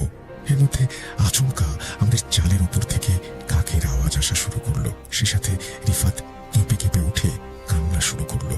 আমি এর মধ্যে অনুভব করলাম রুমটা কেমন যেন ভ্যাপসা গরম এবং গন্ধে ভরে উঠেছে। আমি ওর বাবাকে বলি, ঘরটা কেমন ভ্যাপসা গরম, অথচ শীতকাল তখন। এদিকে রিফাতের নানি ছুটে চলে এসেছে। আমি তাকে সব কথা বলতে সে অবাক হয়ে বলল, কই, আমি তো কোনো গরম অনুভব করছি না। এ কি, আসলেই তো, কোথায় গন্ধ, কোথায় গরম? আমি মাকে বারবার বোঝানোর চেষ্টা করছিলাম এবং রিফাতের বাবাকে বলতে বলি যে তুমিও তো অনুভব করেছিলে সবকিছুই, তাহলে মাকে বলো। কিন্তু রিফাতের বাবা এগুলোকে মনের ভুল বলে শুয়ে পড়তে বলে সবাইকে। রিফাতের নানিও আমাকে বেশিক্ষণ আর কথা বাড়াতে না দিয়ে যাওয়ার আগে বলে দোয়া পড়ে শুতে। আমি তাই করলাম। এর কিছুক্ষণ পর একটা ব্যাপার খেয়াল করলাম, এবার চালের উপর কেউ হাঁটছে এবং সেই সাথে ফুসফুস একটা আওয়াজ। গা ভার হতে লাগলো। জানি না কতক্ষণ এই শব্দ শুনেছি, আর এভাবেই একটা সময়ে ভয়ে ভয়ে রিফাতকে জড়িয়ে ধরে ঘুমিয়ে পড়েছি। সকালে উঠে মাকে আবারও বললাম সব কথা। এবার সে একটু ভাবনায় পড়ে গেল। হঠাৎ সে বলে ওঠে, হতেও পারে তাহলে ওকে তোর দাদি অর্থাৎ বুলিকে দিয়ে একটু ঝাড়িয়ে নিয়ে আসতে হবে, কোনো বিপদ হলো কিনা। ছোট থেকেই রিফাতকে তিনি ভালোবাসতেন। তিনি অল্প বিস্তর ঝাড়ফুঁক জানতেন, কারণ তার সাথে জিন আছে। যাই হোক, দাদিকে দেখানো হলো। তাকে বলেছিলাম গত সন্ধ্যা থেকে রিফাত খুব কান্না করছে এবং মনে হচ্ছে ও কিছু দেখে ভয় পাচ্ছে, একটু ঝেড়ে দাও তো। মা যদিও ঝেড়ে দিয়েছিল, তবুও তোমার কাছে আনা একটু ভালো করে ঝেড়ে দিতে। মাও দাদিকে বলল একই কথা। দাদি ঝাড়ফুঁক করার সময় রিফাতকে কোলে তোলে এবং তখন তার নজরটা রিফাতের কাঁধে থাকা ওই চিহ্নটার দিকে যায়। দেখার সাথে সাথে সে আমাকে এবং আমার মাকে সেটা দেখায়। আমাকে বলে, এই চিহ্নটা ওর কাঁধে কিভাবে আর কবে থেকে এসেছে? আমি আর মা একে অপরের মুখ চাওয়াচাওয়ি করছি। আমরা পুরোই অবাক। এটা কি হতে পারে? আমরা যেটাকে কিছু না ভেবে গুরুত্ব দেইনি, সেটা আজ এক রাতের ব্যবধানে এই পর্যায়ে। দাদি আবারও বলে উঠল, কিরে কি হলো বল। আমার কাছে উত্তর না পেয়ে সে বলল, রুমের মা তুমিই বলো কিভাবে হলো এটা। মা বলল, ঘটনাটা গতকালকের, যখন প্রথম রিফাত কান্না করেছিল কিছু একটা দেখে। সেদিন রিফাত যখন কান্না করছিল, ওর কান্না দেখে আমি সন্দেহ করেছিলাম যে খারাপ কিছু একটা দেখে ভয় পেয়েছে। আমি তখনই কাঁধে এই চিহ্নটা দেখি, কিন্তু আজব করা বিষয় হলো তখন তাতে স্পষ্ট ছিল না। এত স্পষ্ট হলো কখন, কিভাবে? আমরা এটাকে কোনো গুরুত্বই দেইনি। সে বলল, আচ্ছা আমি ঝাড়ফুঁক করে দিলাম, এখন আর কিছু না হওয়ারই কথা, তবে দেখা যাক, আল্লাহ ভরসা। দাদিও বুঝতে পারেনি সামনে রিফাতের জন্য কি অপেক্ষা করছে, তবে আমাদের মুখ থেকে সব শোনার পর আমার দাদির মুখে এক অজানা দুশ্চিন্তার বলিরেখা নেমে আসে। কিন্তু তাকে আর কোনো কিছু জিজ্ঞেস করা হয়নি। এই ঝাড়ফুঁকের পর তেমন আর কিছু হয়নি, সব শান্তই ছিল। রিফাতের ভয়ানকভাবে কান্না করা প্রায় থেমে গেছে। আমরা এখন চিন্তামুক্ত। হঠাৎ তৃতীয় দিনের মাথায় খবর এলো দাদি নাকি খুব অসুস্থ। সে নাকি দুদিন আগেই তাদের বাসার ছাদ থেকে পড়ে গেছে। এটা শুনে আমরা সবাই দাদিকে দেখতে যাই। গিয়ে দেখি তার মাথায় ব্যান্ডেজ, গলায় পট্টি। দাদি কথাটাও বলতে পারছে না ভালো করে। দাদি আমাদের দেখে হঠাৎ অস্থির হতে লাগলো, বিশেষ করে রিফাতকে দেখে। মনে হলো রিফাতকে নিয়ে কিছু বলতে যাচ্ছে। আমি লিপিকে অর্থাৎ দাদির মেয়েকে বললাম, ফুপু এটা কিভাবে হলো? লিপি ফুপু আমাকে বলতে শুরু করলো, দুদিন আগে যখন তোমরা রিফাতকে নিয়ে ঝাড়ফুঁক করাতে আসলে, তারপর থেকে মায়ের মুখে এক প্রকার চিন্তার ছাপ লক্ষ্য করছিলাম আমি। কারণ জানতে চাইলে মা কিছু না বলে প্রায় ঘন্টা খানিকের জন্য তার ঘরে গিয়ে দরজা বন্ধ করে, তার সাথে থাকা জিনদের সাথে কথা বলে। এরপর সে হন্তদন্ত হয়ে ঘর থেকে বের হয়ে আসে। আবারও জানতে চাইলে মা কিছু বলে না, শুধু এটুকুই বলে, রিফাতের অনেক বড় বিপদ, সাবধান হতে হবে ওদের। পুরো কথা বলে না, শুধু একটাই জেদ ধরে বসে রইল, সে এখন তোমাদের বাড়ি যাবে। অস্থির হয়ে উঠল তোমাদের বাড়ি যাওয়ার জন্য। আমি বললাম, এখন সন্ধ্যা হয়ে গেছে, কালকে নিয়ে যাব। কথা শেষ করে আমি মায়ের জন্য অজুর পানি আনতে গেছি, কারণ ততক্ষণে মাগরিবের আজান হয়ে গেছে।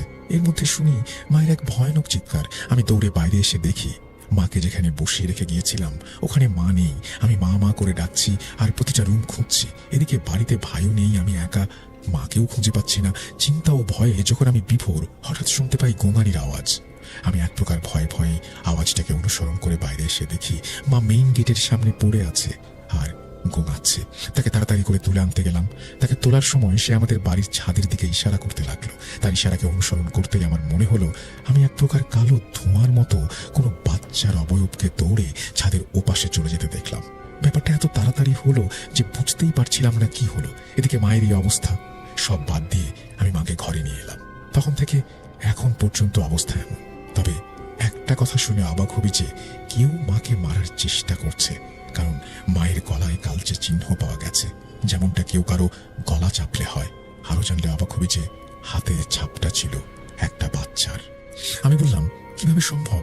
একটা বাচ্চা কিভাবে দাদিকে গলা টিপবে? ফুপু বলল, আমিও তাই ভেবেছিলাম, কিন্তু যখন ডাক্তার বলল মায়ের গলাটা শক্ত করে চেপে ধরা হয়েছিল, গলার রক্ত শিরাগুলো কিছুটা ক্ষতিগ্রস্ত হয়েছে, আমার কি মনে হলো জানিস? ব্যাপারটা স্বাভাবিক নয়। আমার মনে হচ্ছে ব্যাপারটা খুবই জটিল এবং তোর ছেলের সাথে এর যোগসূত্র থাকতে পারে। আমি বললাম, কিভাবে? আমার তো মনে হয় মায়ের সাথে যে জিনগুলো আছে এটা তাদের কাজ। ফুপু বলল, না রে, আমার মায়ের সাথে এগুলো না। মানলাম তারা মায়ের উপরে ক্ষেপে আছে, কিন্তু এভাবে তারা আঘাত করবে না। আর তোরা তো জানিসই ওদের অনেক নিয়ম কানুন আছে যেগুলো মা পালন করতে পারবে না। আর সে কারণেই তাকে কবিরাজির ক্ষমতা দেওয়া হয়নি। তবুও তারা সাথে থাকায় মা ছোটখাটো ঝাড়ফুঁক করে আর ছোট বড় বিপদের আভাসও পায়। আর এবার যে ইঙ্গিত পেয়েছে, আমার মনে হয় বিপদটা ছোটখাটো নয়, কারণ এই বিপদটা টের পাওয়ার পর থেকেই মা অস্থির হয়ে উঠেছিল। আমার মনে হয় কেউ তো আছে যে বাধা দিচ্ছে তোদের সাহায্য করতে। কেউ চাইছে মা সাহায্য না করুক। নিজেদের খেয়াল রাখ আর ভালো কবিরাজ দেখা। আমার মনে হয় না এটা স্বাভাবিক কিছু। মা কথা বলতে পারছে না যে শুনবো কি হয়েছে। এতক্ষণে ফুপু যা বলল আমার মাও সব শুনলো। তারপর মা ফুপুকে বলল, তুই যা আশঙ্কা করছিস তা যদি সত্যি হয় তাহলে কিছু একটা কর, ভালো একটা কবিরাজের সন্ধান দে। ফুপু বলল, সেভাবে তো কাউকে চিনি না, তবে গ্রামের একজন আছে, তার পরিবার নাই, কবিরাজি করে সে, তার দ্বারা অনেকেই উপকার পেয়েছে। আচ্ছা দেখি, আমি খোঁজ নিয়ে জানাবো। এরপর আমরা বাড়ি চলে আসি। রিফাত সারাদিন ভালোই ছিল। ওকে বিকেলের দিকে ঘুম পাড়িয়ে আমি কাজ করছিলাম। হঠাৎ সন্ধ্যা নামার সাথে সাথে আমার কানে ভেসে এলো রিফাতের কান্নার আওয়াজ। মা বলল, যারা এক ঘুম থেকে উঠেছে তাই কান্না করছে, হয়তো নিয়ে আয় ওকে আমার কাছে। বললাম, ঠিক আছে, আমি আনছি। ওকে আনার জন্য আমার রুমের কাছাকাছি আসতেই শুনি রিফাত হাসছে, যেন কারোর সাথে খেলছে। আমি এটা শুনেই ফুপুর বলা কথাগুলো মনে করতে থাকি। আমি এক প্রকার ভয়েই রুমের দরজাটা হালকা করে খুলে দেখলাম। যা দেখলাম তাতে নিজেকে ঠিক রাখতে পারিনি। আমি দেখি রিফাত দরজার দিকে পিঠ দিয়ে বসে আছে, হাতে খেলনা নিয়ে খেলছে, আর ওর সামনে ওয়ালের দিকে তাকিয়ে হাসছে। ওই ওয়ালে ছিল ভয়ানক এক ছায়া মূর্তি। হে কি, কোথায় ওর শরীর? এ তো দেখি একটা শুধু ছায়া, আর সেই পরিচিত ভয়ানক রক্তচক্ষু। এটা দেখে আমার শরীর ওখানেই জমে গেছে। আমি নিজেকে না পারছি নাড়াতে, না পারছি মাকে ডাকতে। এর মধ্যে রিফাত বলে উঠল যে, কি রুমি, ওখানে কেন? এ তো আমার ছেলে নয়। রিফাতের চোখের সাদা অংশটা কোথায়? পুরোটাই কালো হয়ে গেছে। কি বিচ্ছিরি ভাবে হাসছে। আমি চিৎকার দিয়ে উঠি এবং জ্ঞান হারাই। বাকিটা আমার মা আমাকে বলেছিল। তোর জ্ঞান হারাবার পর আমি ওই ঘরে যাই কি হয়েছে সেটা দেখতে। তখন রিফাতও ঠিক আমারই কণ্ঠে আমি যা বললাম তাই বলে উঠল। কিভাবে সম্ভব? একে তো এখনো ঠিক করে কথা বলতে শেখেনি, তার উপর ও ঠিক আমার মতো করে কথা বলছে কিভাবে? আমি তোকে রেখে ওর কাছে এগিয়ে যাই, জিজ্ঞেস করি কি হয়েছে ওর, কোলে নিতে চাই। হে কি, রিফাতকে উঠাতে পারছি না কেন? আমি ওকে টেনেও বিছানা থেকে তুলতে পারছি না। মনে হচ্ছে এটা আমাদের রিফাত নয়, এ যেন এক ভারী পাথর। তখন রিফাত বলে উঠল, কি, তুলতে পারছো না আমাকে? হাসতে লাগলো সে। আমি এবার সত্যি সত্যি ভয় পাই। হে কি, এটা যে আমাদের রিফাত হতেই পারে না। ও হাসিটা থামিয়ে আমার দিকে তাকায়। ভীষণ অন্যরকম লাগছে ওকে। আমি ভয় পেয়ে দুই এক কদম পিছিয়ে যাই। দৃশ্যটা যেমন অবাক করার মতো ছিল, তেমনি শরীর হিম করে দিয়েছিল আমার। এক পলকে সে আমার কাছে আসে। আমি চিৎকার করে চোখ বন্ধ করে ফেলি। কোনো সারা শব্দ নেই দেখে আমি চোখটা খুলি, দেখে কেউ নেই। সুস্থির নিঃশ্বাস ফেলার আগেই আমার কাঁধে কারো হাতের উপস্থিতি টের পাই। আমি থমকে যাই। তখন এক ফ্যাঁস ফ্যাঁসে কণ্ঠ আমাকে কিছু একটা বলে। এবার আমি বলে উঠি, কে তুই? আর আমার নাতি রিফাত কই? এবার ঘটল সেই অনাকাঙ্ক্ষিত ঘটনা। যেই না আমি সামনে তাকাই, অমনি ওই রিফাত রূপী অবয়বটা আমার সামনে চলে আসে। আমি ওখানেই থমকে যাই। ওর মুখ আমার কানের কাছে নিয়ে এসে ফিস ফিস করে বলে, জানতে চাস আমি কে? এরপর সে আমার গলা টিপে ধরে। হঠাৎ মনে হলো ঝড়ের বেগে কোনো উজ্জ্বল আলোর কুণ্ডলী এসে ওই ছায়া মূর্তিটার উপরে ঝাঁপিয়ে পড়ল, আর ওই অশরীরীকে ঠেলে জানালার বাইরে নিয়ে গেল। হঠাৎ রুমের পরিবেশটা গরম থেকে স্বাভাবিক হয়ে গেল। আমার হুঁশ ফিরল। নিজেকে সামলে নিয়ে আমি উঠে বসলাম। দেখি রিফাত মেঝেতে পড়ে আছে। ওকে দেখে স্বাভাবিক মনে হচ্ছিল, তবু আমি ভয়ে ভয়ে রিফাতের কাছে যাই। ওকে নাড়াতে গিয়ে দেখি ও জ্ঞান হারিয়েছে। তুইও জ্ঞান হারিয়েছিস। আগে রিফাতকে বিছানায় রেখে তারপরে তোর চোখে মুখে পানি দিয়ে জ্ঞান ফেরাই। আমি আমার সাথে হওয়া সবকিছু মাকে বললাম। এদিকে বাড়িতে কেউ নেই, আবার রিফাতের বাবাও বাইরে গেছে। আমি তাকে ফোন করে বাসায় আসতে বললাম। রিফাতের বাবা আসলে তাকে আবারও সব খুলে বললাম। সে রিফাতকে একবার দেখে বলল, ও তো ঘুমাচ্ছে, এসব মনের ভুল, এতটুকু বাচ্চাগুলো কিভাবে করবে? আমার মা তাকে বলল, ওটা রিফাত ছিল না, আমাদের ব্যবস্থা নিতে হবে বড় বিপদ ঘটার আগেই। রিফাতের বাবা বলে ওঠে, আম্মা, আপনি এসব বলছেন, আপনার মেয়ের কথা হয় বাদই দিলাম, কিন্তু আপনিও দেখেন এসব কিছুই না, বাদ দিন তো। আর যদি খারাপ কিছু সত্যি হয়ে থাকে আমি আছি না, চিন্তা করবেন না, দরকার হলে বোতল বন্দি করবো। সবাইকে হাসাবার চেষ্টা করলো সে। মা বলল, এসব বলো না, আমি দেখেছি ওকে, ওর ছায়াটা এত ভয়ানক ছিল। তবুও রিফাতের বাবা কথাটা গায়ে লাগায়নি, যেটা সে পরে বুঝতে পারলো যেদিন আর কিছুই করা সম্ভব হয়ে ওঠেনি। সেদিন রাতে আমরা সবাই খেয়ে শুয়ে পড়েছিলাম। হঠাৎ ঘুমের মাঝেই কারো শরীরের স্পর্শ আমার পায়ে লাগায়। আমি চমকে উঠে পড়লাম। এমনিতেই কয়েকদিন হলো বাড়িতে যেসব ভয়ানক ঘটনা ঘটছে তাতে একটু আওয়াজ হলেও আমার ভয় লাগে। কারো সংস্পর্শে ঘুম ভাঙতে আমি উঠে দেখি অন্ধকারে কালো একটা অবয়ব বসে আছে। আমি চিৎকার দিয়ে উঠি। অবয়বটা বলে ওঠে, আমি রিফাতের বাবা। এটা বলে বেড সুইচটা অন করে। আমি যেন প্রাণ ফিরে পাই, কিন্তু তাকে দেখে অনেকটা ভীতু আর অস্থির চিত্তের মনে হচ্ছিল। শীতেও সে ঘামছে। জানতে চাইলে রিফাতের বাবা বলল, আমি ঘুমিয়ে আছি, হঠাৎ কারো ডাকে আমার ঘুম ভেঙে যায়। ভালোভাবে শুনে দেখি কেউ বাবা বাবা করে ডাকছে। মনে হলো রিফাতের গলা। পাশে হাত দিয়ে দেখি রিফাত আমার পাশে নেই। এই দেখে আমি তোমায় ডাকতে যাব, কিন্তু তুমি উঠছিলেই না। আমি রিফাতকে খুঁজতে শুরু করি। দরজা বন্ধ আছে ভেতর থেকে। আম্মা বলে ডাকবো, এর মধ্যে আবারও শুনতে পাই সেই ডাক। তবে এবার সেই ডাকে এক করুণ আর্তনাদ। বারবার একটা আওয়াজই আমার কানে বাজছিল, বাবা। কেমন এক ঘোরে ঘোরের মধ্যে চলে যাই আর সেই ডাকের মোহে সাড়া দেই আমি। আমার মনে হচ্ছিল রিফাত আমায় ডাকছে। হঠাৎ কিছুটা হোঁচট খেয়ে আমার হুঁশ ফেরে। আমি তখন বুঝতে পারি যে আমি আমাদের ঘরের পেছনের দিকটায় আছি। আমি অবাক হয়ে তাকিয়ে থাকি আর ভাবি, এখানে কিভাবে এলাম? আমি তো রিফাতকে খুঁজছিলাম। কিছু বুঝে উঠতে না পেরে আমি ফিরে আসতে যাব, তখন আমার মনে হলো আমার পেছন থেকে কেউ হেঁটে যাচ্ছে। আমি থেমে যাই, পেছনে ফিরে তাকাই, কেউ নেই। সব মনের ভুল ভেবে আবারও ঘরের দিকে হাঁটা দেই। এবার পেছন থেকে সেই বাবা ডাকটা আবারও কানে বাজে, ফ্যাঁস ফ্যাঁসে করুণ কণ্ঠ, কান্না মিশ্রিত। আমি পেছনে ঘুরে তাকাই, তবে এবার সে সাথে বলে উঠি, কে ডাকে? রিফাত। হঠাৎ সামনের অন্ধকারের ভেতর থেকে কারো আওয়াজ ভেসে উঠল, বাবা। আমি বললাম, কে ডাকছে আমাকে? সামনে এসো। আবার সেই ডাকটা শুনি। এবার ভালো করে খেয়াল করে বুঝতে পারলাম ডাকটা অন্ধকারে থাকা ওই আম গাছটার ভেতর থেকে আসছে। আমি বলি, কে ওখানে? এটা বলতেই লক্ষ্য করলাম আম গাছটার পেছন থেকে ছোট একটা হাত বের হলো। দেখে মনে হচ্ছিল কোনো বাচ্চার হাত ওটা, কিন্তু অন্ধকার হওয়ায় ঠিক বুঝে উঠতে পারছিলাম না কি করব। এরপর আমি আবারও বলি, কে ওখানে? দেখি কেউ মাথা বের করলো। আমাকে দেখে বাচ্চাটা হাসছে। আমি এক প্রকার ভয়ে ভয়ে বললাম, কে তুমি? ওখানে কি করছো? এটা বলতেই বাচ্চাটা বলল, বাবা কাছে এসো। আমি বললাম, তুমি এসো আমার কাছে। এটা বলতেই বাচ্চা অবয়বটা বেরিয়ে এলো গাছের আড়াল থেকে। তখন বুঝতে পারলাম সে আমার ছেলে রিফাত। আমি বলে উঠলাম, বাবা তুমি এখানে কি করছো একা একা? আমি ভুলেই গেছি যে আমার ছেলে তো কথাই শেখেনি, হাঁটা তো দূরের কথা। সেখানে এই বাচ্চাটা বড় মানুষের মতো আচরণ করছে। বাচ্চারূপী অবয়বটা আমার সাথে কথা বলে উঠল, আসো বাবা, আসো আমার কাছে। আমি আবারও কোন মোহে ওর কাছে ছুটে যাচ্ছিলাম। হঠাৎ আমার গায়ে একটা ঠান্ডা দমকা হাওয়া লাগলো, আর তারপরে আমার হুঁশ ফিরল। আমি দেখি আমি আম গাছটার একদম কাছে দাঁড়িয়ে আছি, কিন্তু সেখানে তো কেউ নেই। এর মধ্যে শুনতে পাই ধস্তাধস্তির আওয়াজ। ভালো করে লক্ষ্য করে বুঝতে পারি আওয়াজটা আসছে পুকুর থেকে। এবার পুকুর পাড়ের দিকে ভালো করে তাকালে আমি দেখতে পাই সেই বাচ্চা অবয়বটা অদৃশ্য কারোর সাথে ধস্তাধস্তি করছে। আমি ভয় পেয়ে যাই। আরো ভয় পাই এটা দেখে যে বাচ্চা অবয়বটা ধস্তাধস্তি করছে সে একদম আমার ছেলের মতো নয়, এ তো এক দানব। আমি এসব দেখে পালাতে চাইছি, কিন্তু কেন জানি না আমার পা নড়ছেই না।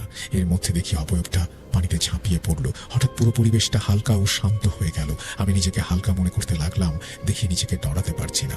আমি আর দেরি না করে ওখান থেকে পালাতে লাগলাম, কিন্তু এর মধ্যে হঠাৎ পেছন থেকে আবারও সেই ডাক শুনলাম, বাবা। এটা শুনে আমার পা থমকে গেল। পেছনে তাকিয়ে দেখি কেউ নেই। আমি থেমে যাই, বোঝার চেষ্টা করি কে ডাকছে আমাকে। এক পা দুই পা করে আবারও এগিয়ে যাই সেই গাছের দিকে। যখন আমি গাছের নিচে গেলাম দেখলাম কেউ নেই। ফেরার জন্য পা বাড়াবো, তখন আমার ঘাড়ে আঠালো কিছু একটা পড়লো। হাত দিয়ে দেখি তরল এক পদার্থ